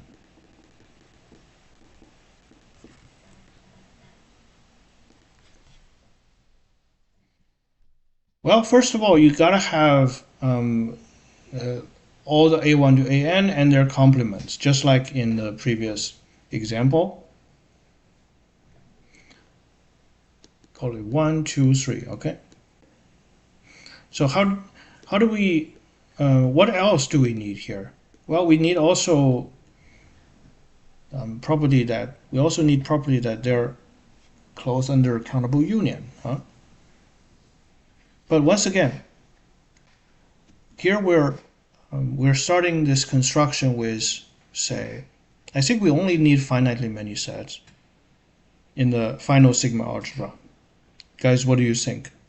How do you describe the smallest sigma algebra containing A1 to AN? Let's do two sets first. Let's explore. What about n equals 2? N equals 2, you need to have empty and omega. This is already obvious. A1, A2, you need those. A1C, A2C, it's got to be in there. Okay, and then taking the union, A1 union A2, it's got to be in there as well. Right, so A1 intersects A2 has to be in there as well. Also close in the intersection. What else? Okay. A1 union A1C is just empty. No, sorry, A1 union A1C, that's just a full set. No need to write that again. And what about A1 union A2C? Well, we haven't written that. A1 union A2C is needed. Okay, and what else? Here, A1 A2 union A1C is also needed.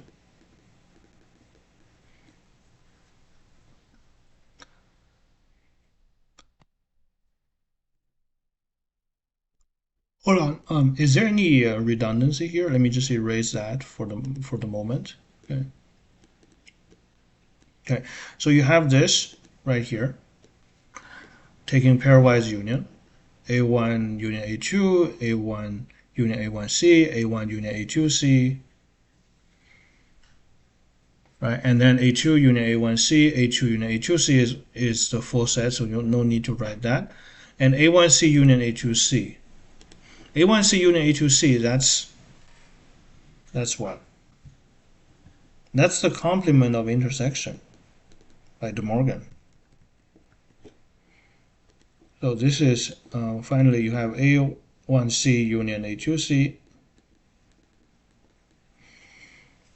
Yeah, the intersection of A1, A2 must be included as well. So basically, now let's write things in a tier-wise manner. How about that? So the third row was taken by pairwise union. And then you need the complement of all of them. And when we do complement, is there any redundancy here? And you do complement. So the first set take complement will be A1C intersect A2C.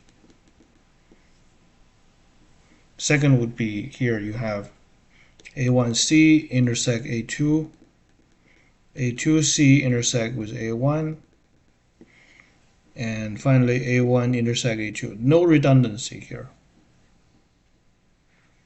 And that's it, right? That feels like it. So does that seem to suggest the pattern?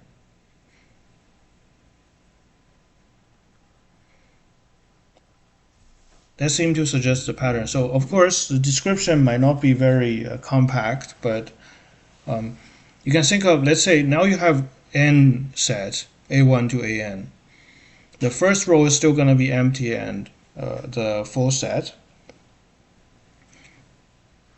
Yeah, the third row here, the third row is made up with complement of the second, exactly.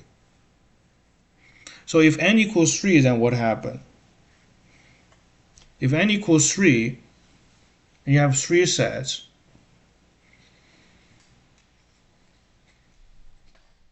if you have A1, A2, A3, then you would have the union of all three. A1, A2, and A3 needs to be taken union and the complement of that. So now it's just a combinatorics problem. Like how do you write these things down? Okay, so can we perhaps write it in a general way?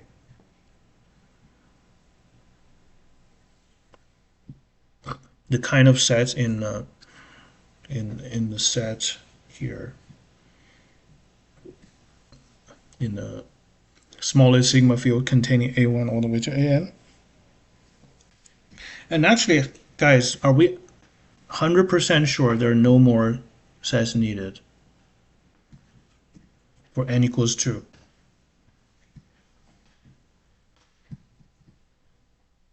I think we exhausted all the possibilities here.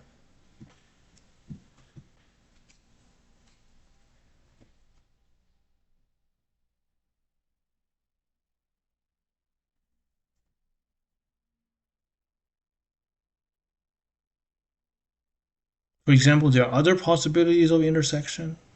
Are there any? Doesn't seem like it. Mm-hmm. So,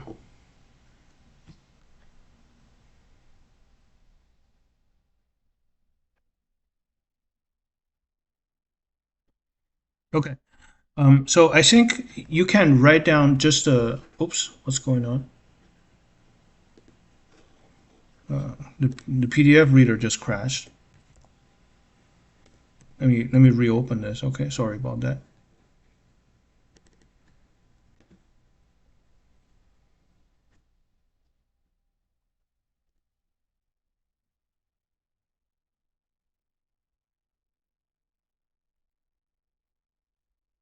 Okay. Um, anyway, we will not dwell on this, and we'll continue. So here, let me just go to the next example, because the next example says we have the following. So next example, actually, this is a problem. This is problem 8. I bet this is problem 8. Let me check out problem 8 before I move on. Okay. Perhaps the question asks for more. This is problem 8 in the book.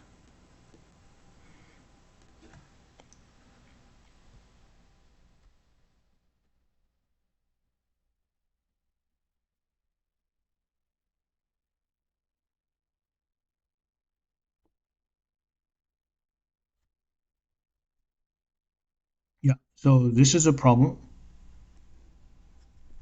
and here's what it says. Let A1 all the way to AN be arbitrary subsets of a set omega. Describe explicitly the smallest sigma field F containing A1 all the way to AN. Right? How many sets are there in F? Give an upper bound that is attainable under certain conditions. Okay, so that's the problem. To give an explicit construction, describe this explicit description.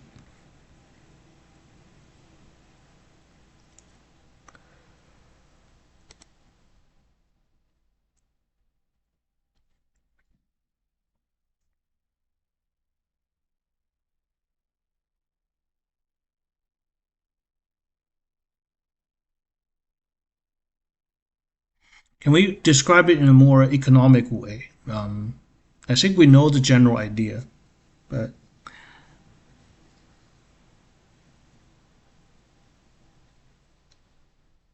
and actually, how many members are there? Or at most, how many members are there?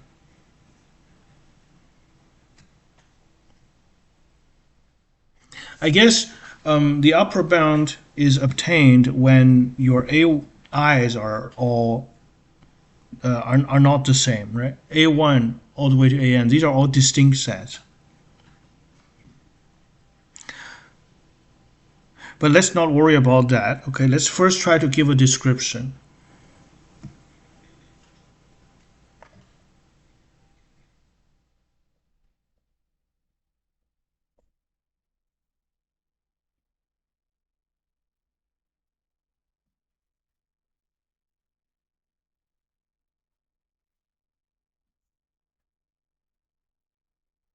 Here you have A1 all the way to AN.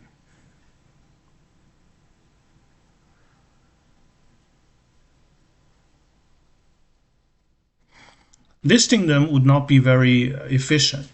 Listing the the elements would not be very efficient. Perhaps we can describe that in a sentence. Say what sort of property it needs to satisfy, or what form should it satisfy.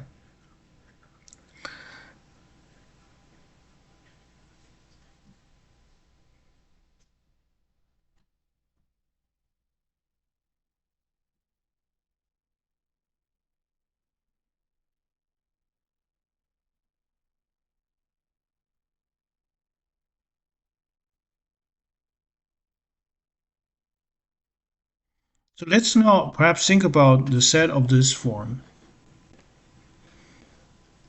Called, for example, let's consider solution to problem 8. So let's consider the following form. Okay, so here, so BI, let's consider BI to be either AI or AIC. AI or AIC, okay? Here you have the let's consider, say, B1 intersect B2 all the way intersecting to Bn, intersecting all the way to Bn. And now you can construct finite unions of this set. So basically, here, this is what I'm going to say. The minimal, the smallest sigma field, let's call it F. The smallest sigma field consisting, the smallest sigma field containing A1 all the way to AN is the collection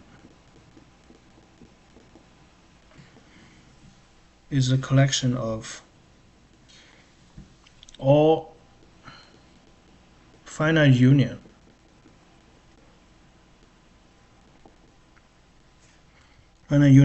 of sets of this form, of the form B1 intersect B2 all the way to Bn. So this is, I think, where we're going for. Of this form where BI is AI or AIC.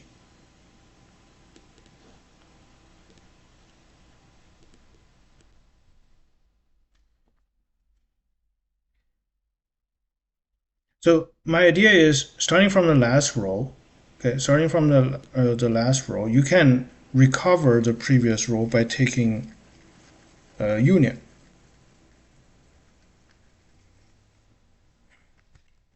So here, for example, this is the situation. You have the A1 and A2.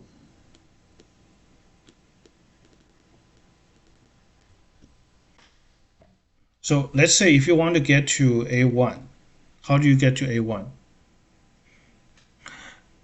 So A1 can be seen as the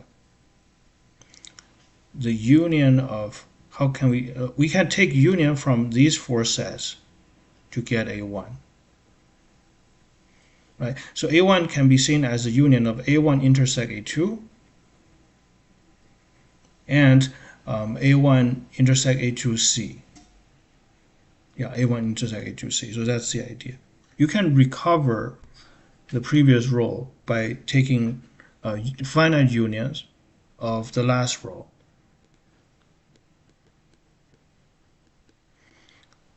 So this is like a one-sentence description.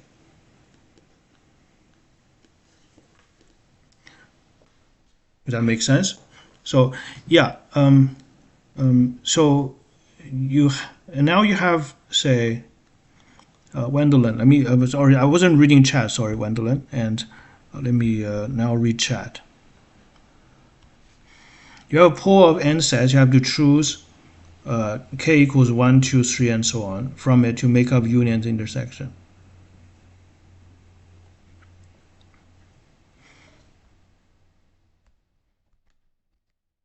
I think that's true. I think this is the correct approach. So here, I mean, let's think about it. How many distinct unions, how many disjoint set of this form, B1 all the way intersect to Bn, are there? Well, it's just 2 to the n because Bi has two choices. This n intersection has 2 to the n, many of them, number of them. So, and now you can have that and each such atomic set, you can consider them as atomic set because you can take the finite union and get any member in F. And once you've done that, what does that say? Like it's like the last row. The last row here. It's like here n equals 2. There are 4 in the last row. How do you recover the previous one? How many of them are there?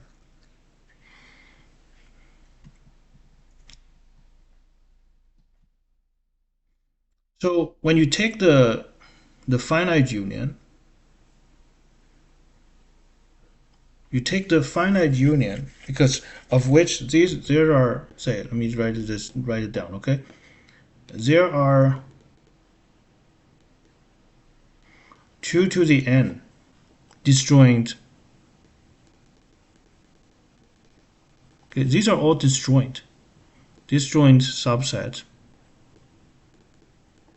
of the form B1 intersect B2 all the way intersecting to Bn. That makes sense? Because each Bi has two choices. So you have this many of them.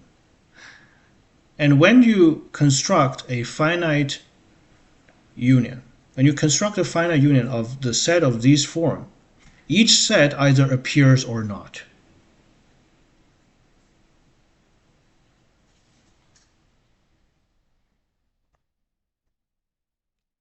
Each set either appears or not. So it's a 2 raised to the 2n. So because now you have this many sets, to form finite union, each of these sets either appear in the union or not. So therefore, in total, you have 2 to the 2n, many. And let's check with n equals 2, shall we? So when n equals 2, this is 2 to the 4th, which is 16.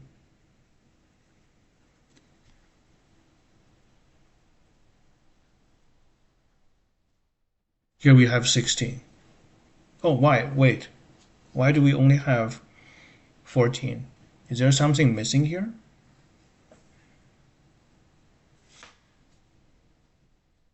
I think it should be 2 to the 2n. Guys, what do you think? Okay, let me check out chat.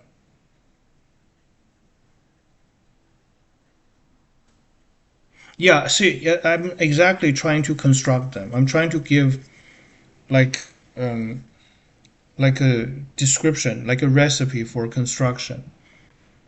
I find if you list them, the list just goes too long and it's hard to see what is the pattern there. So note that the empty set are repeated.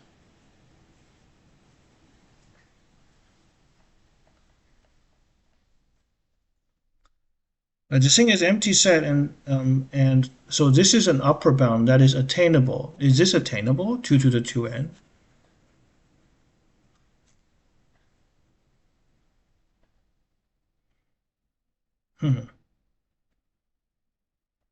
They will appear more than once in the union's intersection. Yeah, that's true. That's true. So here we want an upper bound that is actually attainable.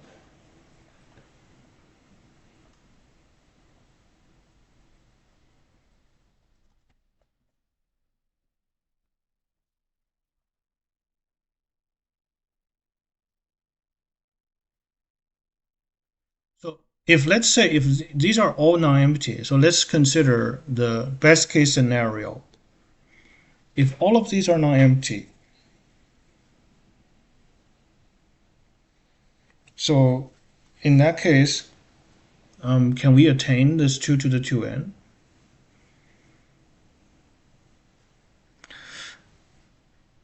Let me think about it. So actually, what if there's only one, huh? What if n is 1? N is 1. N is 1, there are 4. Yeah, that's correct. N is 1 equals 4. If n is 2, if n is 2, then it's 2 to the 4, that's 16. Yes, yes. So this is, yeah. So I was trying to find the kind of the smallest element, right? And then you combine them in a union. It's kind of like the sub base is in topology. Yeah.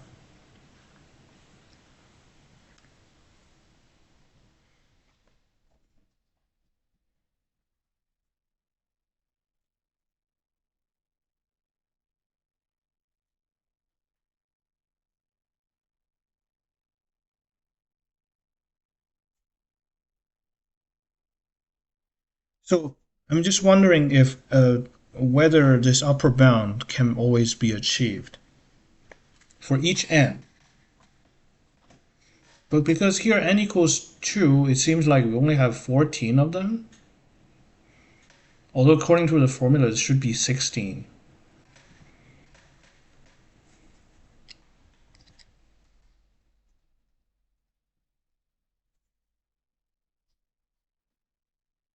Anything we're missing here?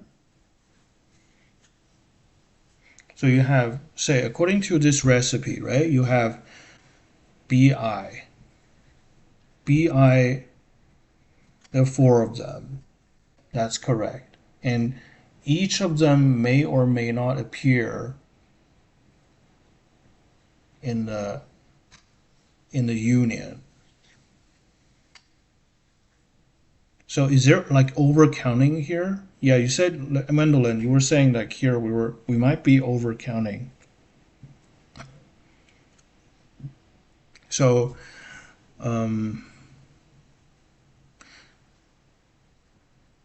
it's like you can get union multiple times. You can get the same union multiple times. Is that right?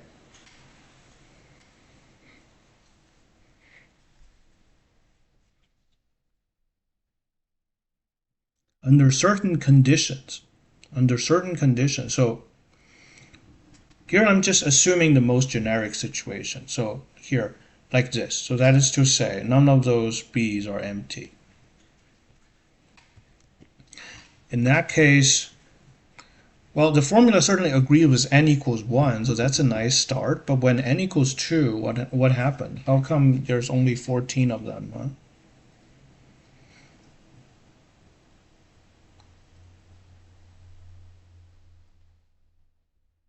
Oh, hi, Steve. Thanks for joining the stream. Hmm,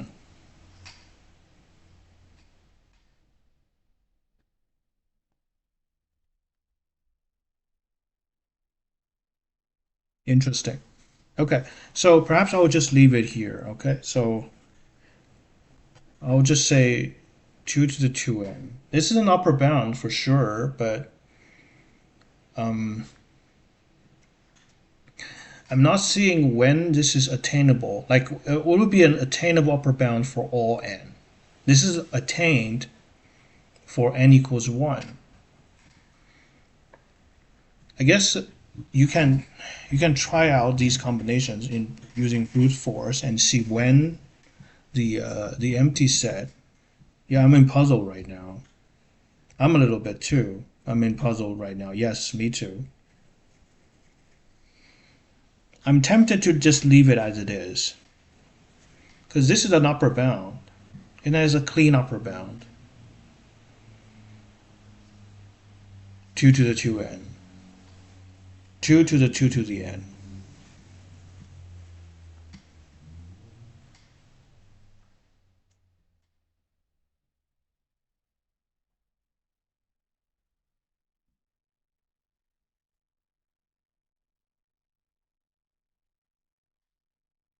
What do you guys think? So let me justify 2 to the 2 to the n, okay? because and for each here for each set in F, for each set of the F, for each for a typical set,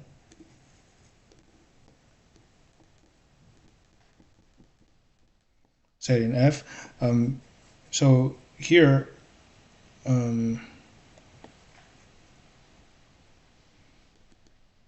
B1 intersect B2 intersect all the way to Bn, of which there are 2 to the n of them, may or may not appear in the union.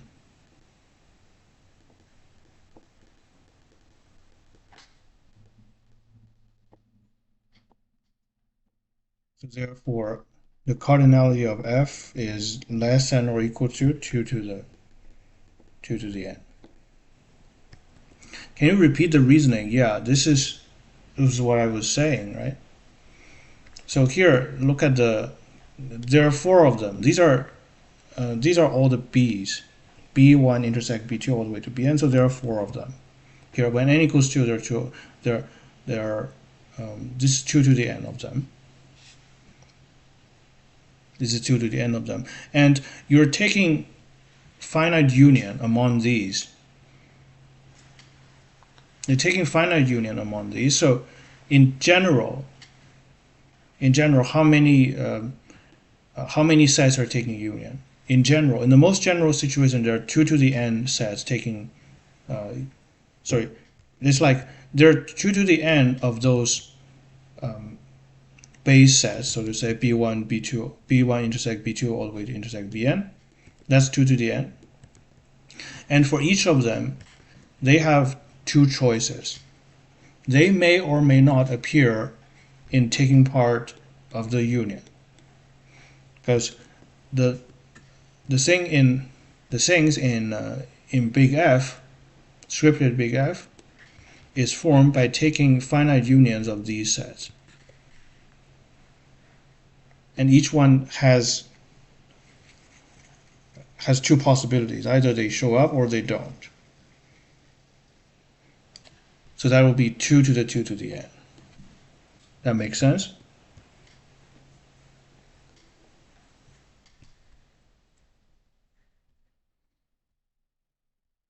The thing is, this formula is attained. This formula is attained when n equals 1.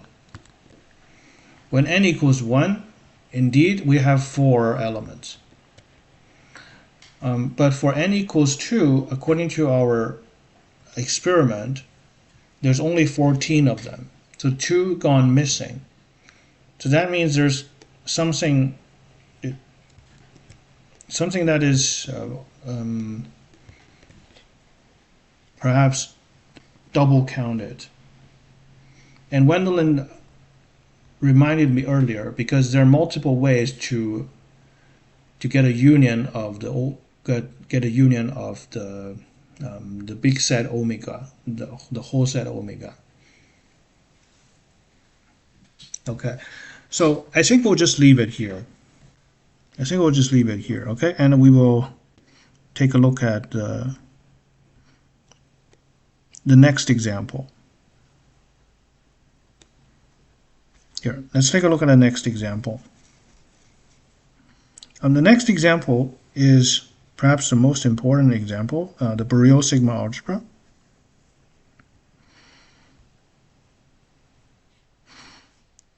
Here, yeah, this is problem 8. So we will try to give a description of the smallest sigma field F containing a given number, a given finite list of arbitrary subset. So that's our goal. And this is what we came up with so far.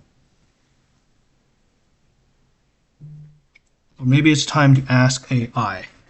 I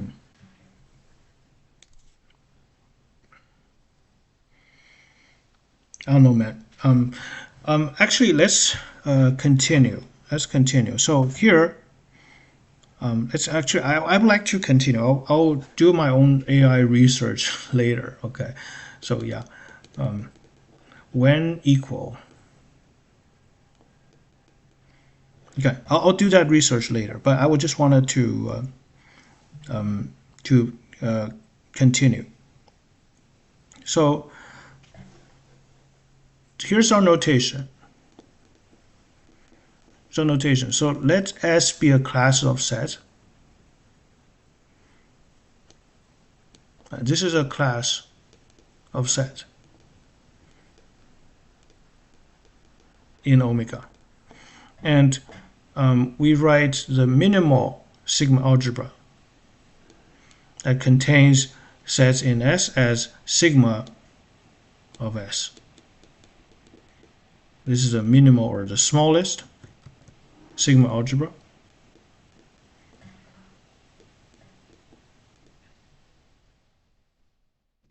Containing S. Okay, that's cool. We like that.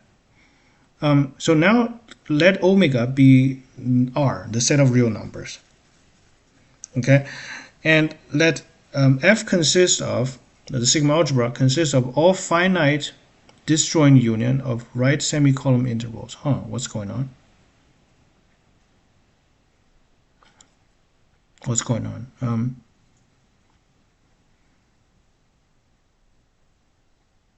Here, this is what the book says. So here, now let example 3. Okay, example 3. So now let omega to be real, to be the real line, and F consists of all finite disjoint union.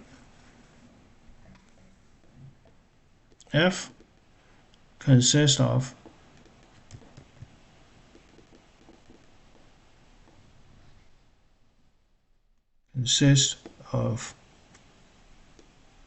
all finite disjoint union of so-called right semi-closed interval.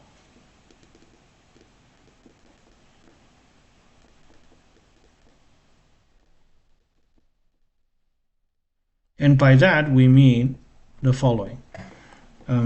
Is in the form of A to B, like this.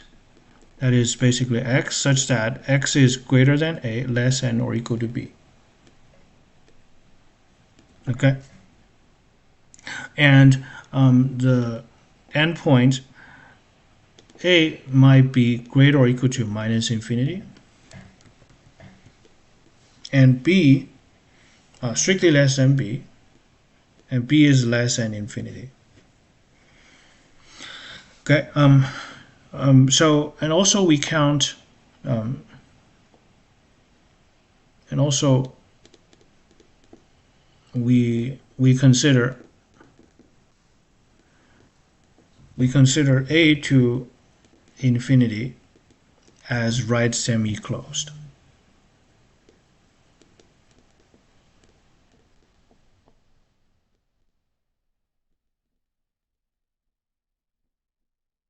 Semi-closed for A greater or equal to minus infinity and less than infinity.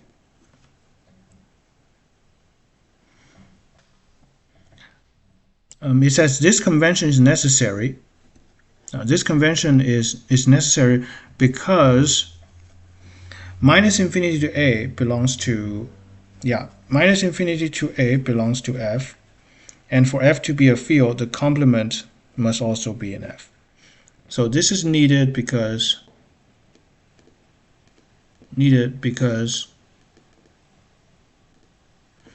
minus infinity to A is in F, and it needs to be a field, right? So the complement has to be in F as well. Okay. The idea is here F is a field but not a sigma field. The punchline of this example is F is a field but not a sigma field. Let me actually put a title here. Example field but not a sigma field. I don't think we've seen that in Axler. Well, Axler never actually bothered to introduce field, so of course there's no such example there. But this is interesting. So this is the definition of F. So basically, if F is, here F is a field, but F is not a sigma field. Why it is not a sigma field? First of all, why is it a field, right? So let's think about why it is a field. So it needs to contain, okay, the full set. It needs to be closed under a complement, and it also needs to be closed under finite intersection. Here, F consists of all finite disjoint union. Finite disjoint union of right semi-closed intervals. Okay, so yeah, if you say, first of all, is the full set in there? So here, claim it is a field. F is a field. You need to verify that. Verify F is a field. And also verify F is not a sigma field. Perhaps verify not a sigma field is easier. So you want to cook up some kind of countable union.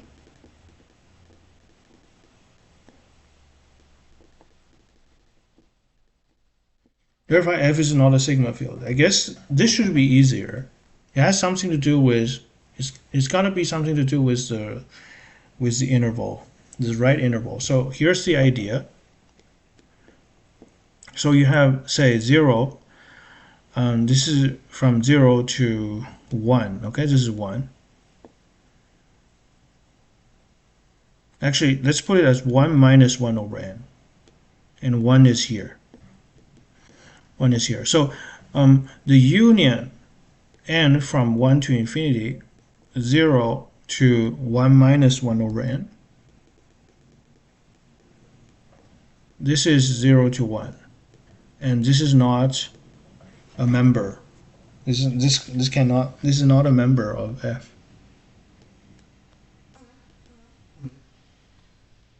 Because it's not a finite disjoint union of rights.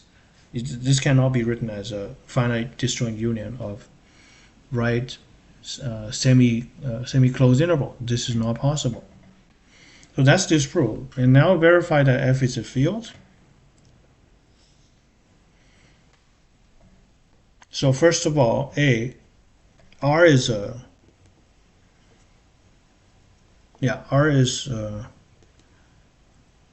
omega equals R is in F.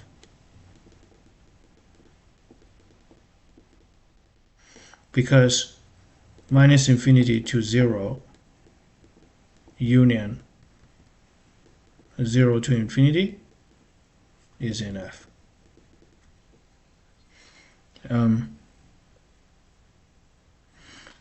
Okay, you guys are asking about you cannot have an interval right open, but here a to infinity is considered is considered to be in is considered to be in F.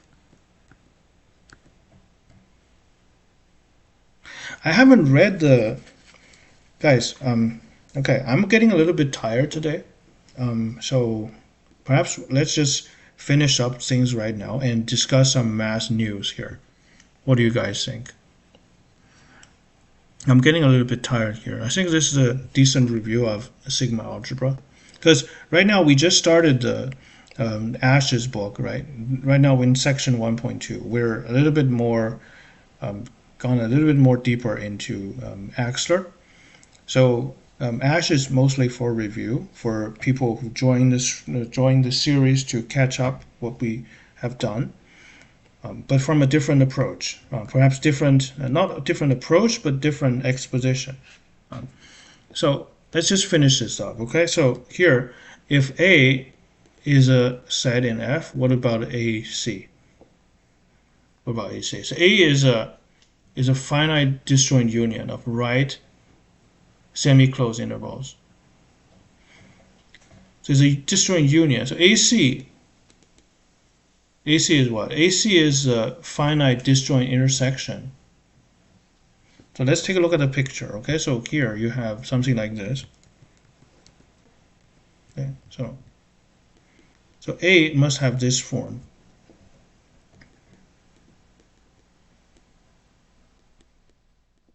So A is a union of this form. So A is A1, B1, union A2, B2, union all the way to AN, BN. And of course AC is what? AC, based on the picture, you can already tell this is minus infinity to A1.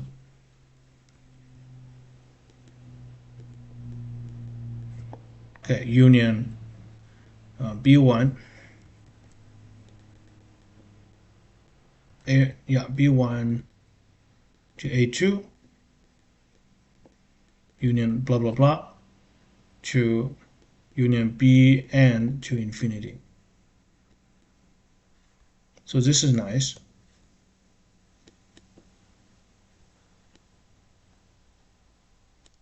And let's see why this is closed under finite union. Well, you just need to verify it is closed under pairwise union, right? Just two sets. Say if you have A1 prime in F, we want to show that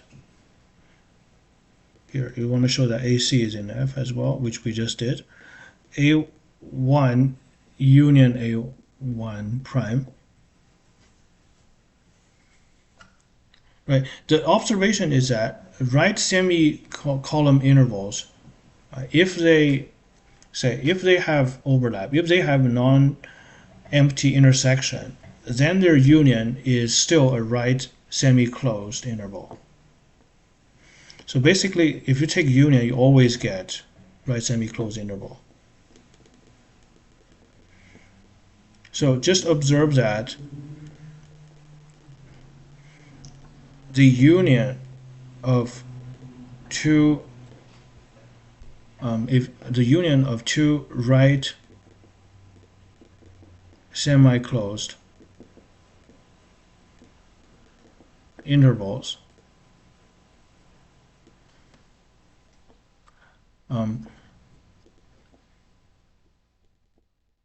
if intervals with non-empty intersection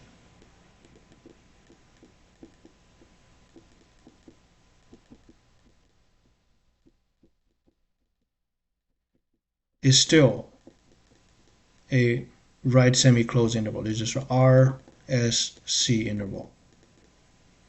And that's enough, right? So if you have A1, A and A prime, A and A prime in F, A and A prime in F, and they consist of finite disjoint union. Each it can be written as a finite disjoint union of right semicolon intervals.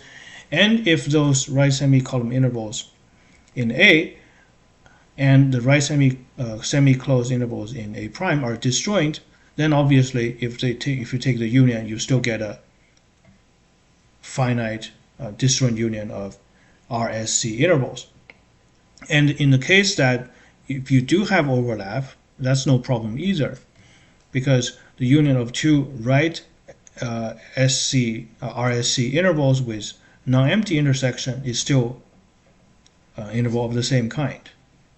So it is a field, so that's verified. Okay, so guys, let me just take a look at the math news, because I haven't quite able to be able to catch up with all those crazy AI stuff that's been going on. Actually, I've just followed Leo, to give me those updates. So yeah, clouds, lower bound result, Riemann hypothesis. Okay, apparently, yeah, this is blowing up the internet right now.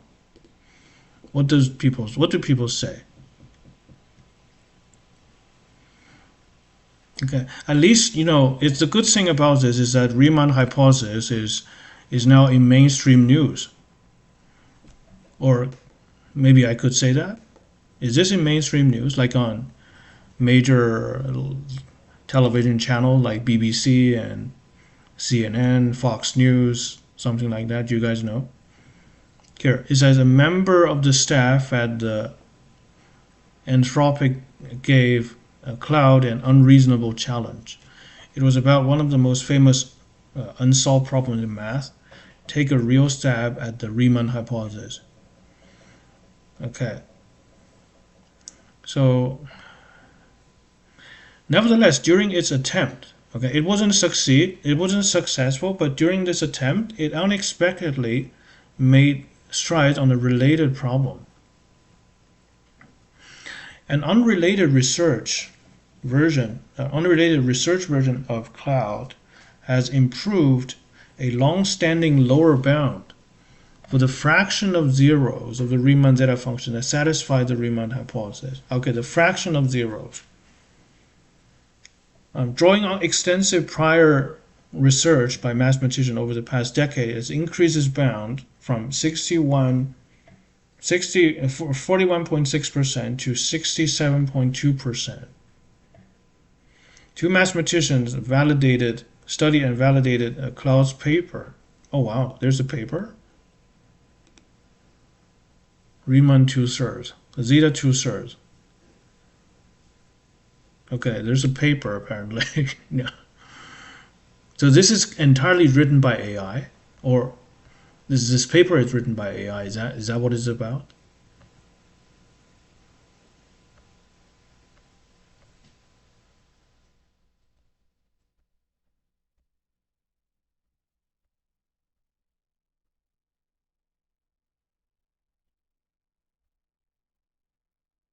Okay, so there's a paper and produced an informal note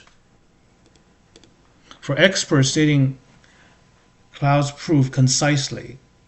Cloud also produced a formally verifiable proof of its result. We're grateful to Brian and blah blah blah, the expert in this area who generously examined the paper on a short notice.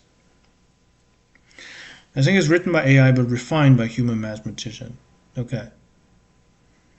We don't expect the techniques Cloud used will lead to proving the Riemann hypothesis, but it work serves as the latest example of the speed of progress in AI models' mathematical capabilities. In this post, we discuss how Cloud approached this problem and what it found. Okay. The Riemann zeta function describes the distribution of prime numbers. Each place that the function takes the value of 0 contributes successively finer details to the sequence of primes. The Riemann hypothesis is that the zeros that determine all the primes all exist along a certain vertical line. This has become one of the most consequential conjectures in mathematics. Many results assume it in order to provide a form of randomness in the primes. No one has yet been able to prove or disprove the Riemann hypothesis, but mathematicians have made progress in many related directions, studying the Riemann zeta function and its zeros.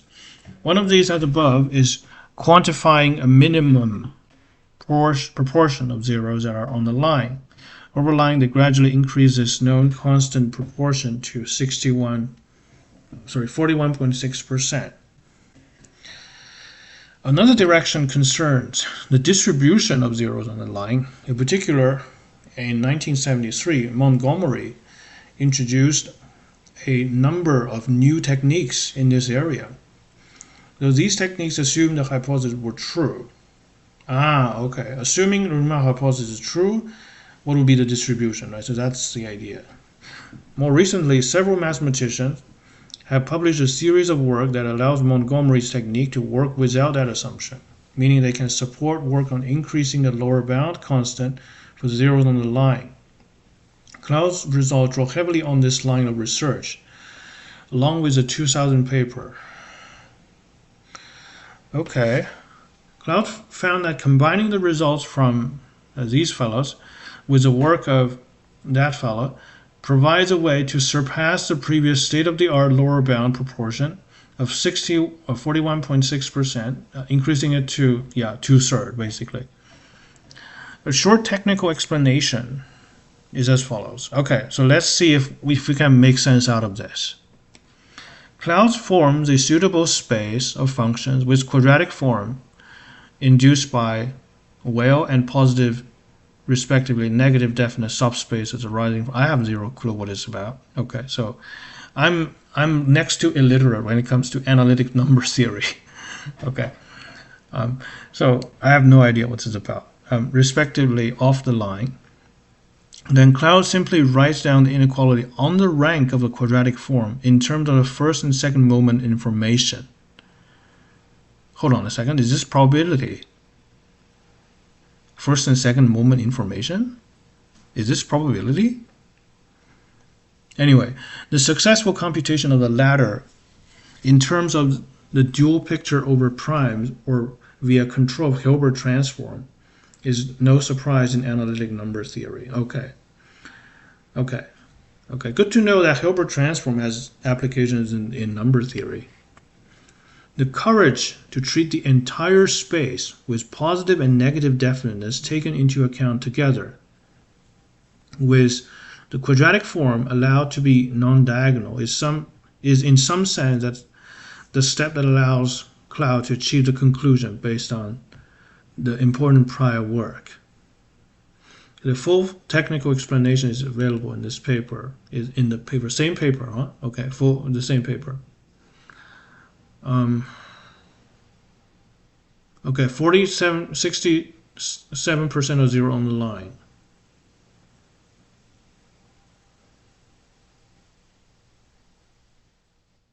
So this is a constant.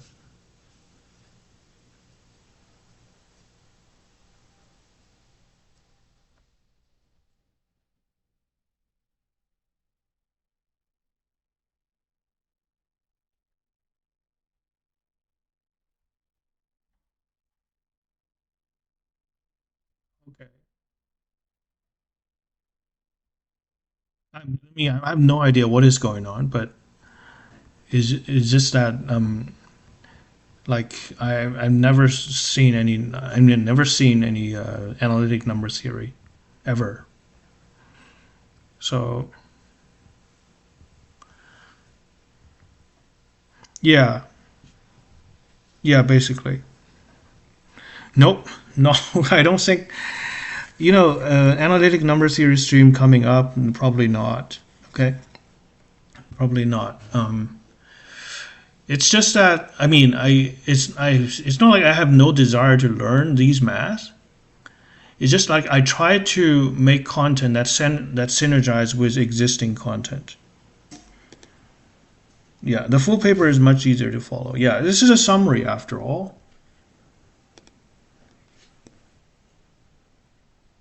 The author of this paper is a large language model developed by Anthropic. The mathematics is its own. Obtaining the course of a single interactive session and its subsequent review of further instances of the model. Okay.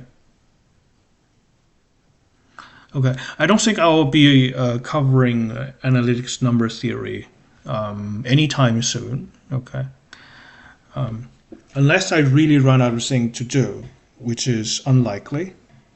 I mean, this is mostly an applied math channel, although it's a central message of this channel is to kind of bridge applied versus pure mathematics. But the thing is, my background in this is next to non-existence, and it's just a time management thing. Okay, I don't.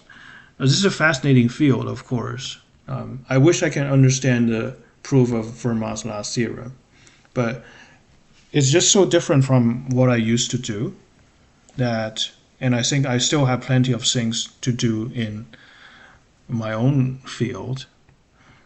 So probably not analytic number theory. Okay.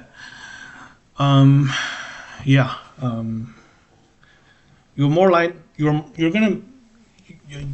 more likely to see content saying unlike PDEs, optimal control, probability and stats, perhaps also functional analysis in the future. Yeah. Um, but numerical methods, those kind of things. But analytic numbers theory just is just so far away from what I used to do, what I'm used to doing, you know. So, damn. Certainly, this is, well, what can I say? I mean, what do you guys feel like about the fact that AI is able to achieve this and that, you know? Okay, anyway, so Cloud's methodology. Unreleased research version of Cloud found a new lower bound over 2 sessions in Cloud code using a total of 31 million output token. Okay, so a non-mathematician prompted Cloud to take a real stab at the hypothesis itself, leaving the mathematical choices from there up to the model. Initially, it generated and tried 650 ideas, none of which worked. Jared prompted Cloud to try again. Okay, and it spent a day and a half coordinating about 60 Cloud sub-agents, which this time went much deeper. Between them, they ran 2,400 shell commands and wrote hundreds of Python scripts. Jared's input was mostly limited to sending Cloud's message of encouragement, mostly variants of keep going, believe in yourself.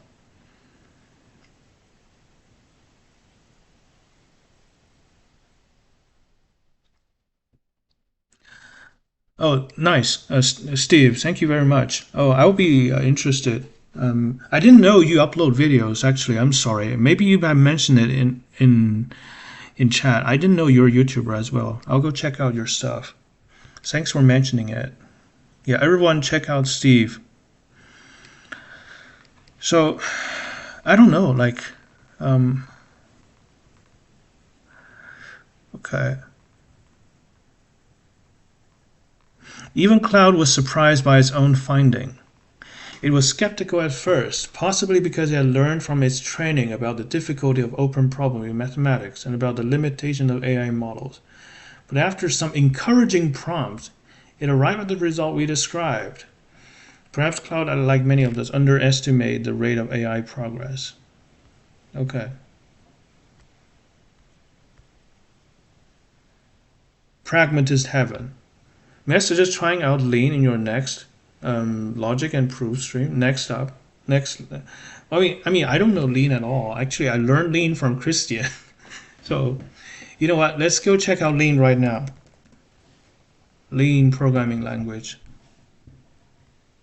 is a proof assistant and functional programming language based on the calculus construction inductive type.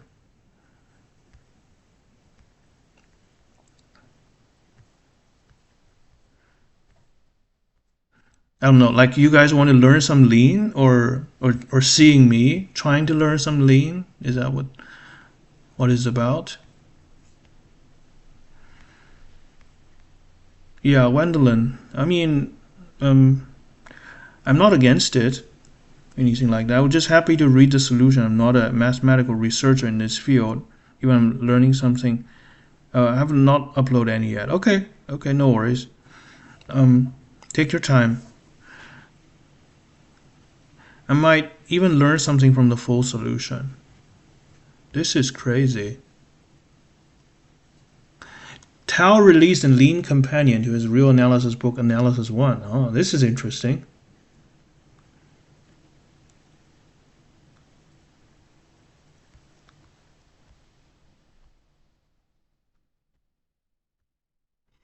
Lean formalization of Analysis 1.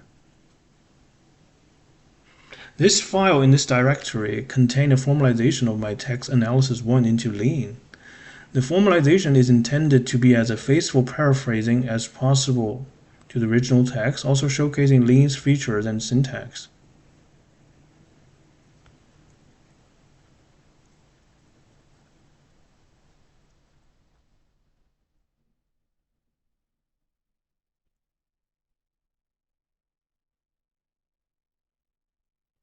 Sequences are indexed starting from 0 rather than 1.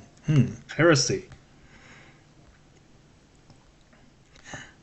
You know what? I always start from one. I'm still like I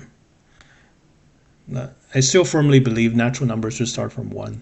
I mean, I have okay. Fight me. Anyway, this is the math lib has much more support for zero based. Oh, okay, sure.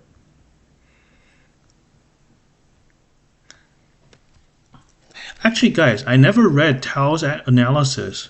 You know, um, I never read Tao's analysis myself. Like my background in analysis is Abbott, understanding analysis, and Baby Rudin, first 8 chapter. You know, like even Axler is mathematician versus computer scientist. I know, right? Oh, you have animations too. That's cool. So, okay. Let's take a look at piano axiom.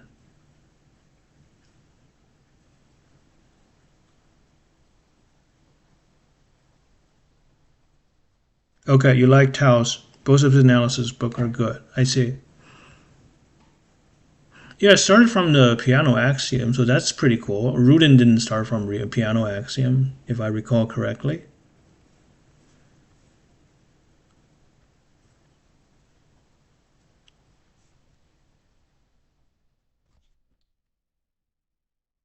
I have no idea what this is.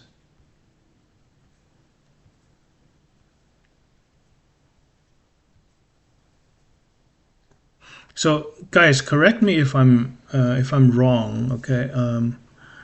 So these are just are these machine proofs, or I'm just rewriting the proposition, the statement, the definitions into lean?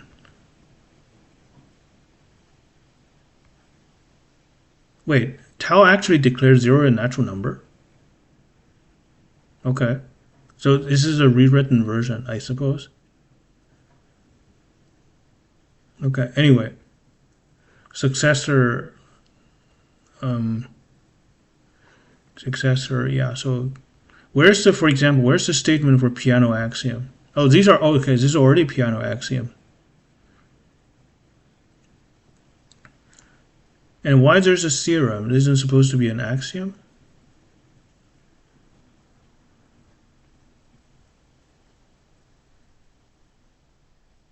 Isn't this supposed to be an axiom? I don't know. Like starting from the beginning, okay? This file is a translation of section 2.1. What about, is that the real beginning? I suppose. This is a translation to learn lean for. Oh, okay. So you use this to learn lean for. Yeah, it's a nice experiment. We just kind of help yourself. But this is not AI. This is just mathematical logic, basically. Um, okay, because I mean, guys, I'll be very honest. Because initially I started this proof series. Right now we're kind of in its episode 3 because I'm kind of combining introduction to proof and some basic real analysis together. This was meant to be like a bridge course. So people who have, say, for example, taken calculation focused calculus courses but they have no backgrounds in proof writing math can get into, say, rigorous math as soon as possible. There was no pretension of starting a mathematical logic, because mathematical logic is still a subject on its own, right? And I'm not qualified to at least qualified it. I mean, I've taken a third year introduction to mathematical logic. Wasn't a huge fan of it, to be honest. As an elective, I wasn't a huge fan of, to be honest, and I kind of just never got to use it again. But you know, so I had no pretension to do a full course on mathematical logic, but this is certainly interesting. I think Tao written this so for people to learn lean, right? Is that's what it's about. So you're going to supposed to compare with the original text and the lean language to see how this is written. You can write the lean code yourself.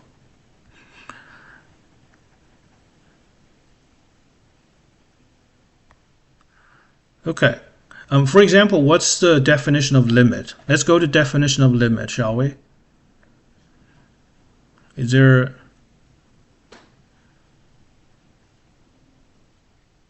limit law, convergence and limit law?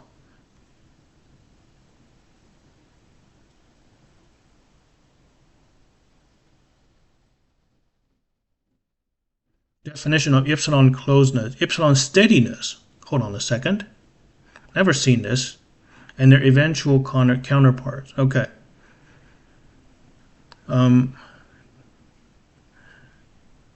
on. This is distance.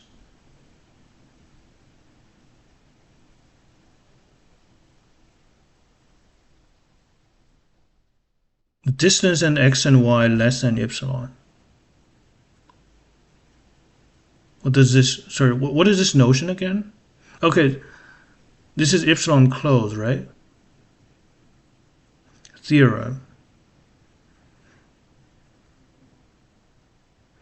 Perhaps I should check out Tao's human text to see what's going on.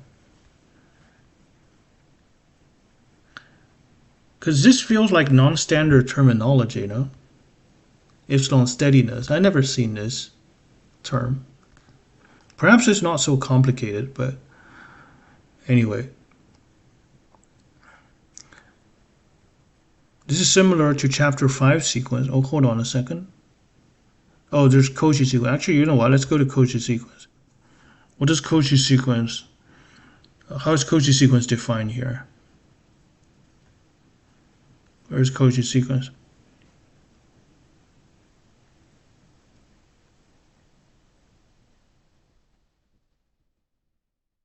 Hold on a sec. What is this example?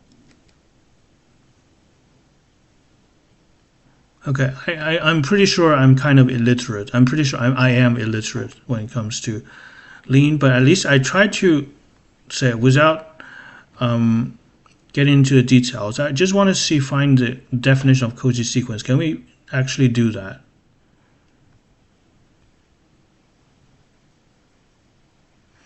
The sequence 1 half 1/3 is not 0.1 steady.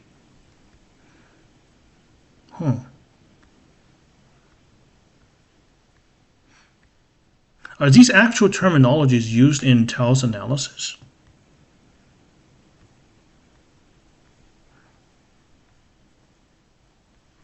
Guys, what's your experience with Tao's analysis, just at a high level? Okay, how does it compare to Rudin, for example? I guess I'm very old-fashioned.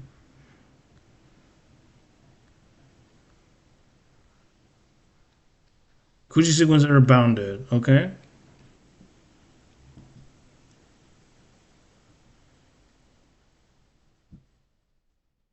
A sequence H hypothesis, I suppose. A is Cauchy, then A is bounded. How do you type this little circle thing?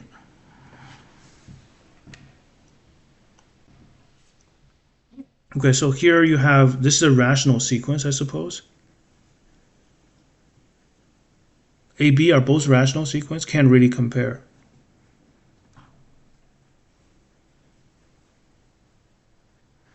Okay.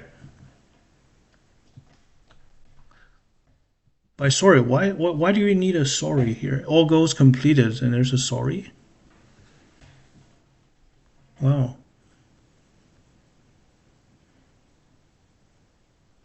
So let's perhaps take a look at a fundamental theorem of calculus. Can we see the fundamental theorem of calculus? Riemann integrability of continuous function. Two fundamental theorem of calculus. Okay, great. This is a fundamental theorem of calculus. This is the theorem. My goodness. That's a theorem. Theorem continuous of integral, I suppose. A to B are in real, F from R to R. Hypothesis on F, integrable on F, I, C, C, A, B, continuous. Oh, this is the proof. This is the proof. Okay, where's the statement then? Where's the statement? Okay, so this is apparently a proof. I thought this is the theorem. Can we at least recognize something that is rather good? Is rather good. Okay, Terry developed analysis from ground zero. Yeah, I saw he start from the integers. Root in assume rationals. So I believe Abbott does that too. So there you go.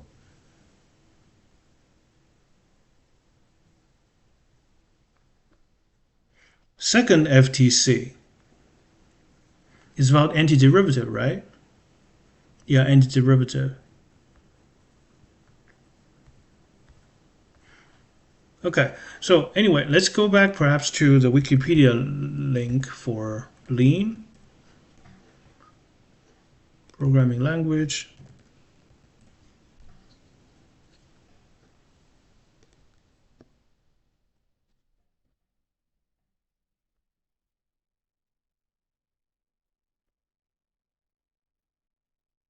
Usage. Okay, so example here.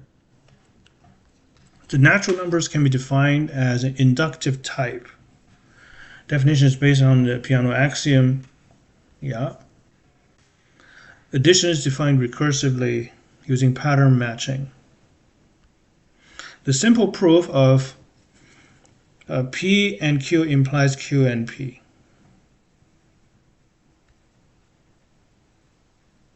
This is the proof?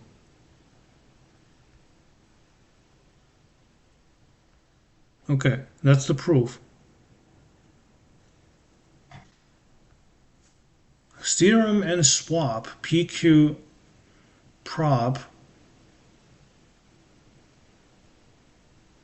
So this is a comment, right? Assume P and Q with proof H. The goal is Q and P. The goal is split into two sub-goals. One is Q and the other is P.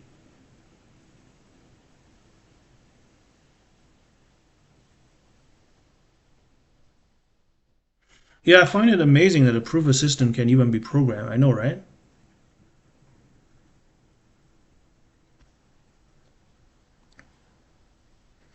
Okay, Lean has received attention from mathematicians. Yeah. Macbeth is using Lean to teach students the fundamentals of mathematical proof with instant feedback. So this is interesting.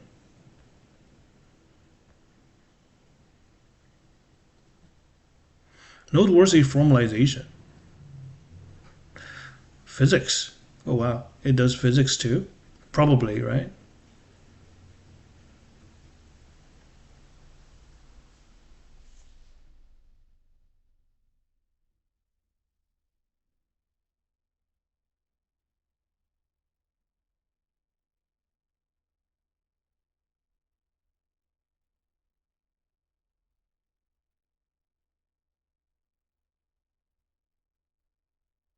Yeah, that's a Lean proof. Okay. Guys, actually, I'm getting a little bit tired, but let's just have a casual conversation. I mean, at not a very high level, okay? Nothing technical because I don't know much about it myself. Do you guys think there is a place for human mathematician or math teacher in the future? That's my question. And just say how this is going to. Of course, this is a very open-ended question, and perhaps the true answer is nobody knows. But how does this say impact pure mathematics and applied mathematics Which one would be impacted more? What do you guys think?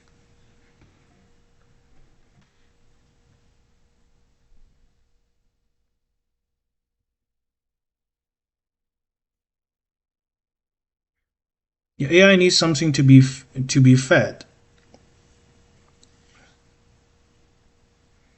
Like, is that what we do now? You just write clever prompts and verify the output?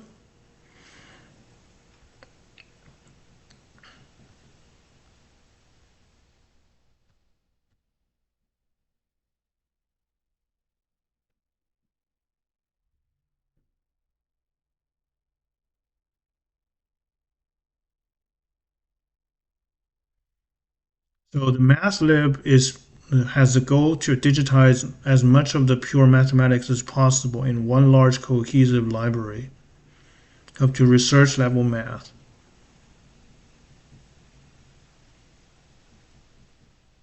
but heavily helped by AI. Hmm,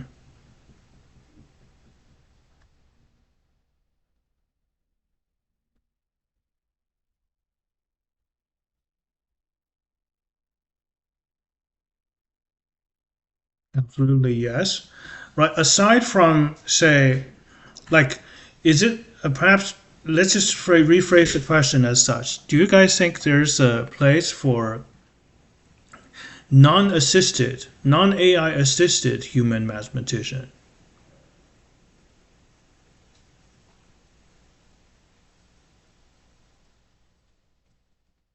Because after all, this is not AI, right? Lean is not AI on its own. It's just a programming language. Kind of, all of our knowledge has been engulfed by AI devs. When you use it, you're training it even further. You are training it. Like the thing is, it's you probably are training it whether you like it or not. Right? Right. Perhaps as long as you publish something, AI can learn from it immediately.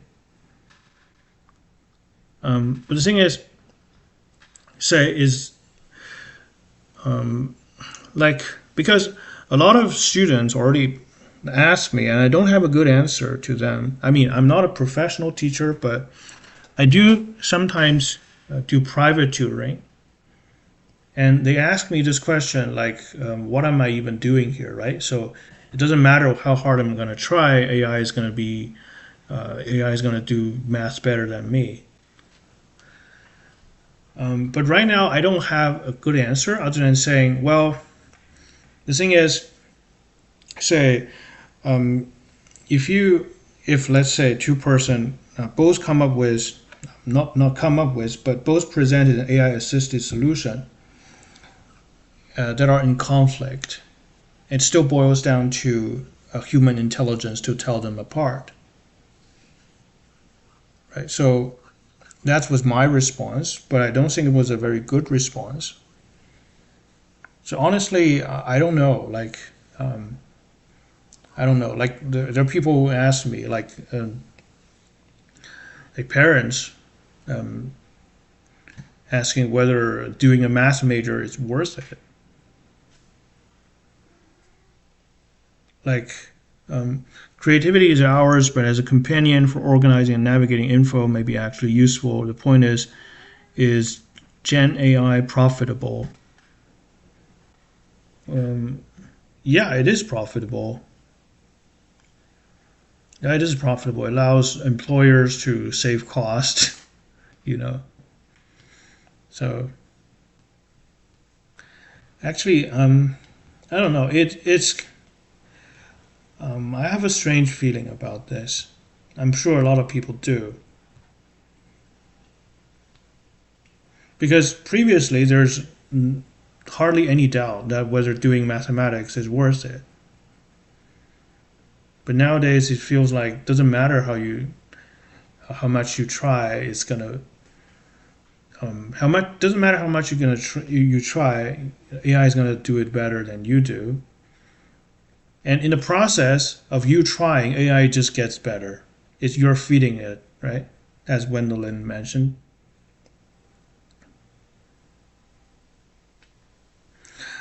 What do you mean by how do they make money out of it? You mean like, for example, say OpenAI solved the, or cloud, like the cloud actually solved the Riemann hypothesis. How do you make money out of it? Well, prestige.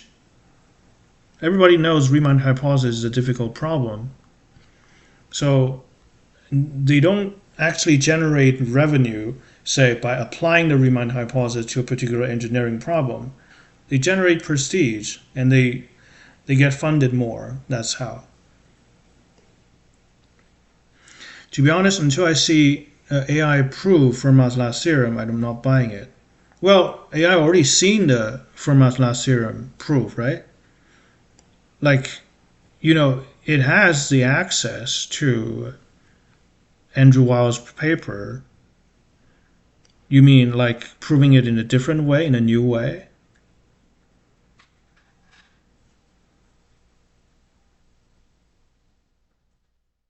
So yeah, it's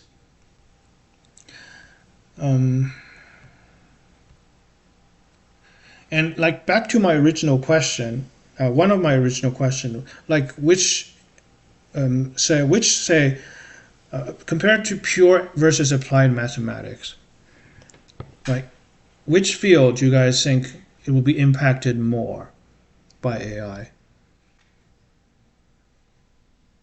Because so far we've been seeing like how AI tackles conjectures and um, uh, counterexamples. Well, just part of the solving conjectures anyway. Hypothesis, things like that. But what about applied mathematics? Like, for example, um, like the Navier-Stokes equation. ChatGPT, data centers, electricity, training models. Do not think all of that is profitable just by asking subscription end users. Well, um,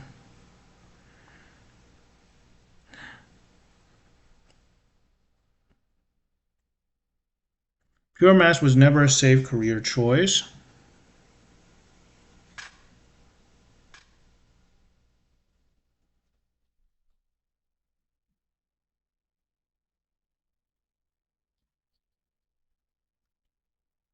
I wouldn't call pure math no, applied math a safe career choice either.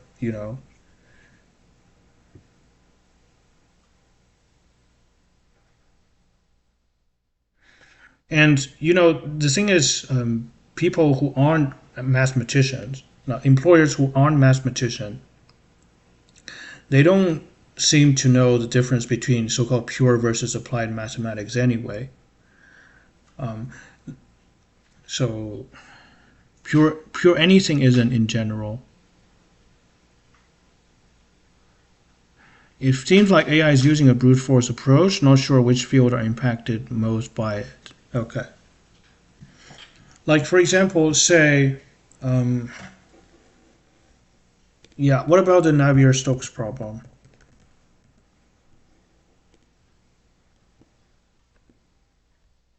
Right. So right now, what do we? What's the progress when it comes to Navier-Stokes problem? I mean, it is of great interest in pure mathematical sense, right? The conjecture that they have, the conjecture that they have, smooth meaning infinitely differentiable or bounded solution in 3D has not yet been proven. It's called the Navier-Stokes existence smoothness problem. So yeah, Navier-Stokes um, give prove or give a counterexample of the following statement. In a 3D space and time given initial velocity field, there exists a vector velocity and a scalar pressure field, which are both smooth and globally defined. Yeah, that solves the Navier-Stokes equation. Okay, um, so typically, when it comes to PDE existence uniqueness problem, progresses are made by introducing the so-called weak solutions. Right, those are usually how progresses are made. A classic example would be Sobolev spaces. So I don't know. Like defining those new function spaces takes real human ingenuity, and I honestly don't know because the we solve PDE by changing the definition of a solution. Actually, you can put it that way.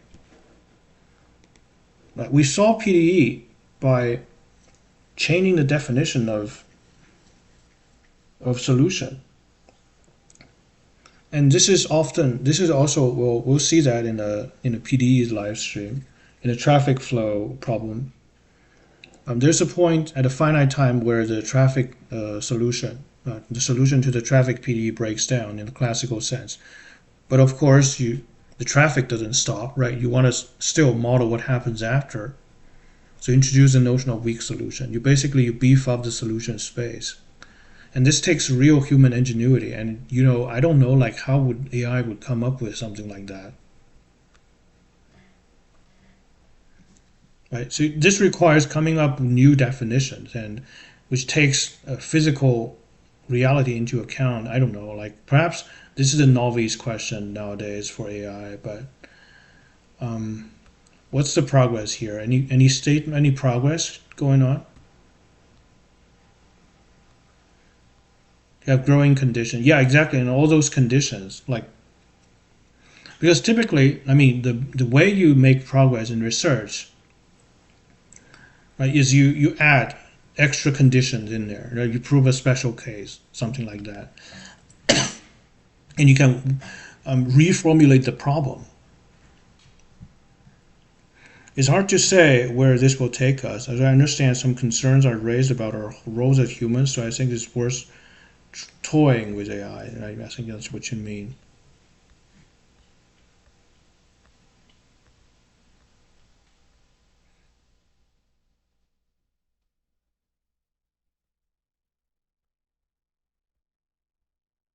Mm-hmm. Positive results. Okay, so you have these are the progress. 1934. There are smooth and globally defined solutions to Navier-Stokes equation under assumption that the initial velocity is sufficiently small. Also proves the existence of so-called weak solutions, yes, which may not satisfy the equation point-wise, but do satisfy them in mean value. Okay, so you see, this is an idea of sort of generalizing the notion of solutions, and this is how typically progress in PDEs are made. In 1960, the finite difference method was proved to be convergent for Navier-Stokes equation, and the equations were numerically. Hold on a second. FT method was proven to be convergent for Navier-Stokes equation, and the equation was numerically solved. I guess the notion of convergence is that here there are two ways to understand convergence. Is that the FT method, which is a discretized problem, right? The sequence converge. Whether or not it converges to the true solution is a different matter, because we don't even have existence of the of the continuous problem yet, right? We don't have that. It's convergent in a sense that as a difference equation or system of difference equation, it has a convergent solution. But whether or not this has something to do with the actual PDE is unclear. It's also proved that there are smooth and globally defined solutions in the Navier-Stokes equation in 2 dimension. Okay, so that's the original problem is 3D, right? So here it says there are smooth and globally defined solutions to Navier-Stokes equation in 2D. It's known that given an initial velocity, there exists finite blow-up time. Yeah. Depending on v naught of x, such that Navier-Stokes equation r 3 times O0 to t have smooth solutions of the velocity and pressure. These solutions may, however, not hold for values of t beyond blow-up time. Yeah. So this violates the boundedness. Here, given an initial velocity, there exists a finite blow-up time, depending on the initial velocity profile. So basically, but this is unphysical, right? Finite blowup, it shouldn't be physical. So something is going on here. Is there perhaps we are admitting too many solutions, or the model itself is failing is failing to take into account of certain factors. Okay, so here let's continue. So in Tao published a paper titled "Finite Time Blowup for an Averaged 3D Navier-Stokes Equation," in which he formalized the idea of supercritical barrier for the global regularity problem with the true Navier-Stokes equation, and claimed that this method of proof hints at a possible route to establishing blow-up time for the true equation.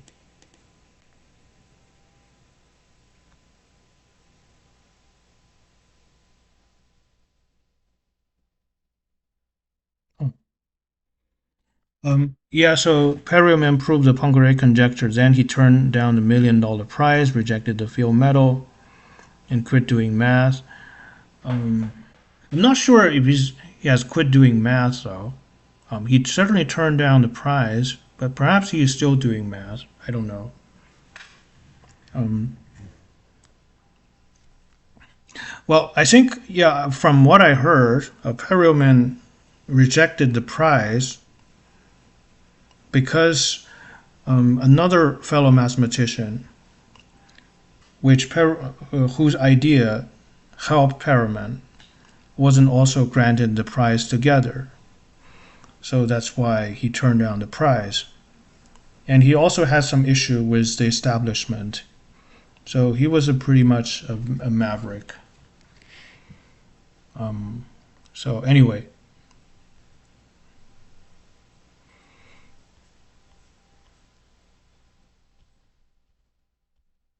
yeah. So the idea is like to make progress in PDE, you typically have to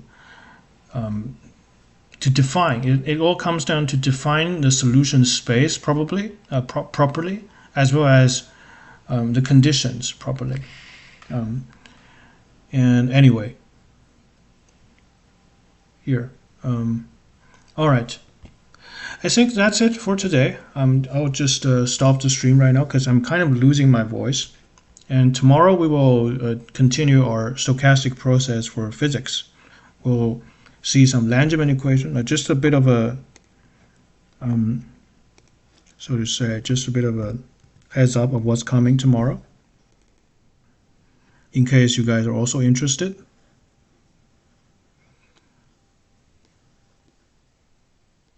Here. So tomorrow we did the Brownian motion for Shmulachowski's approach yesterday, right here. And we'll do the Langevin's approach tomorrow. So this is the first stochastic differential equation, SDE. And it's quite interesting. It's completely unrigorous, okay, but still, it managed to get the correct physical answer. Here, there's that, and it can actually derive the D using Langevin's equation, which is a manifestation of the fluctuation dissipation result. Pretty cool. And so this is a foreshadowing of PDE, which then Langevin's approach inspired Ornstein and Uhlenbeck. So Langevin's approach leads to the random differential equation or stochastic differential equation, stochastic analysis, that is integral stochastic calculus, integral Ito integral, and whatnot. Yeah, bye, Steve. Thank you very much for joining. Oh, thank you so much for your donations. Thanks a lot. Okay. So tomorrow we'll do Langevin and Ornstein-Uhlenbeck correlation function, do some calculation of the correlation function, once again purely heuristically. And we will introduce macro process, hopefully. Now, hopefully we can get to macro process the Chapman-Kolmogorov equation, CK equation. Okay, so there's some nice exercises too, but I want to get to the main theory first as quickly as possible.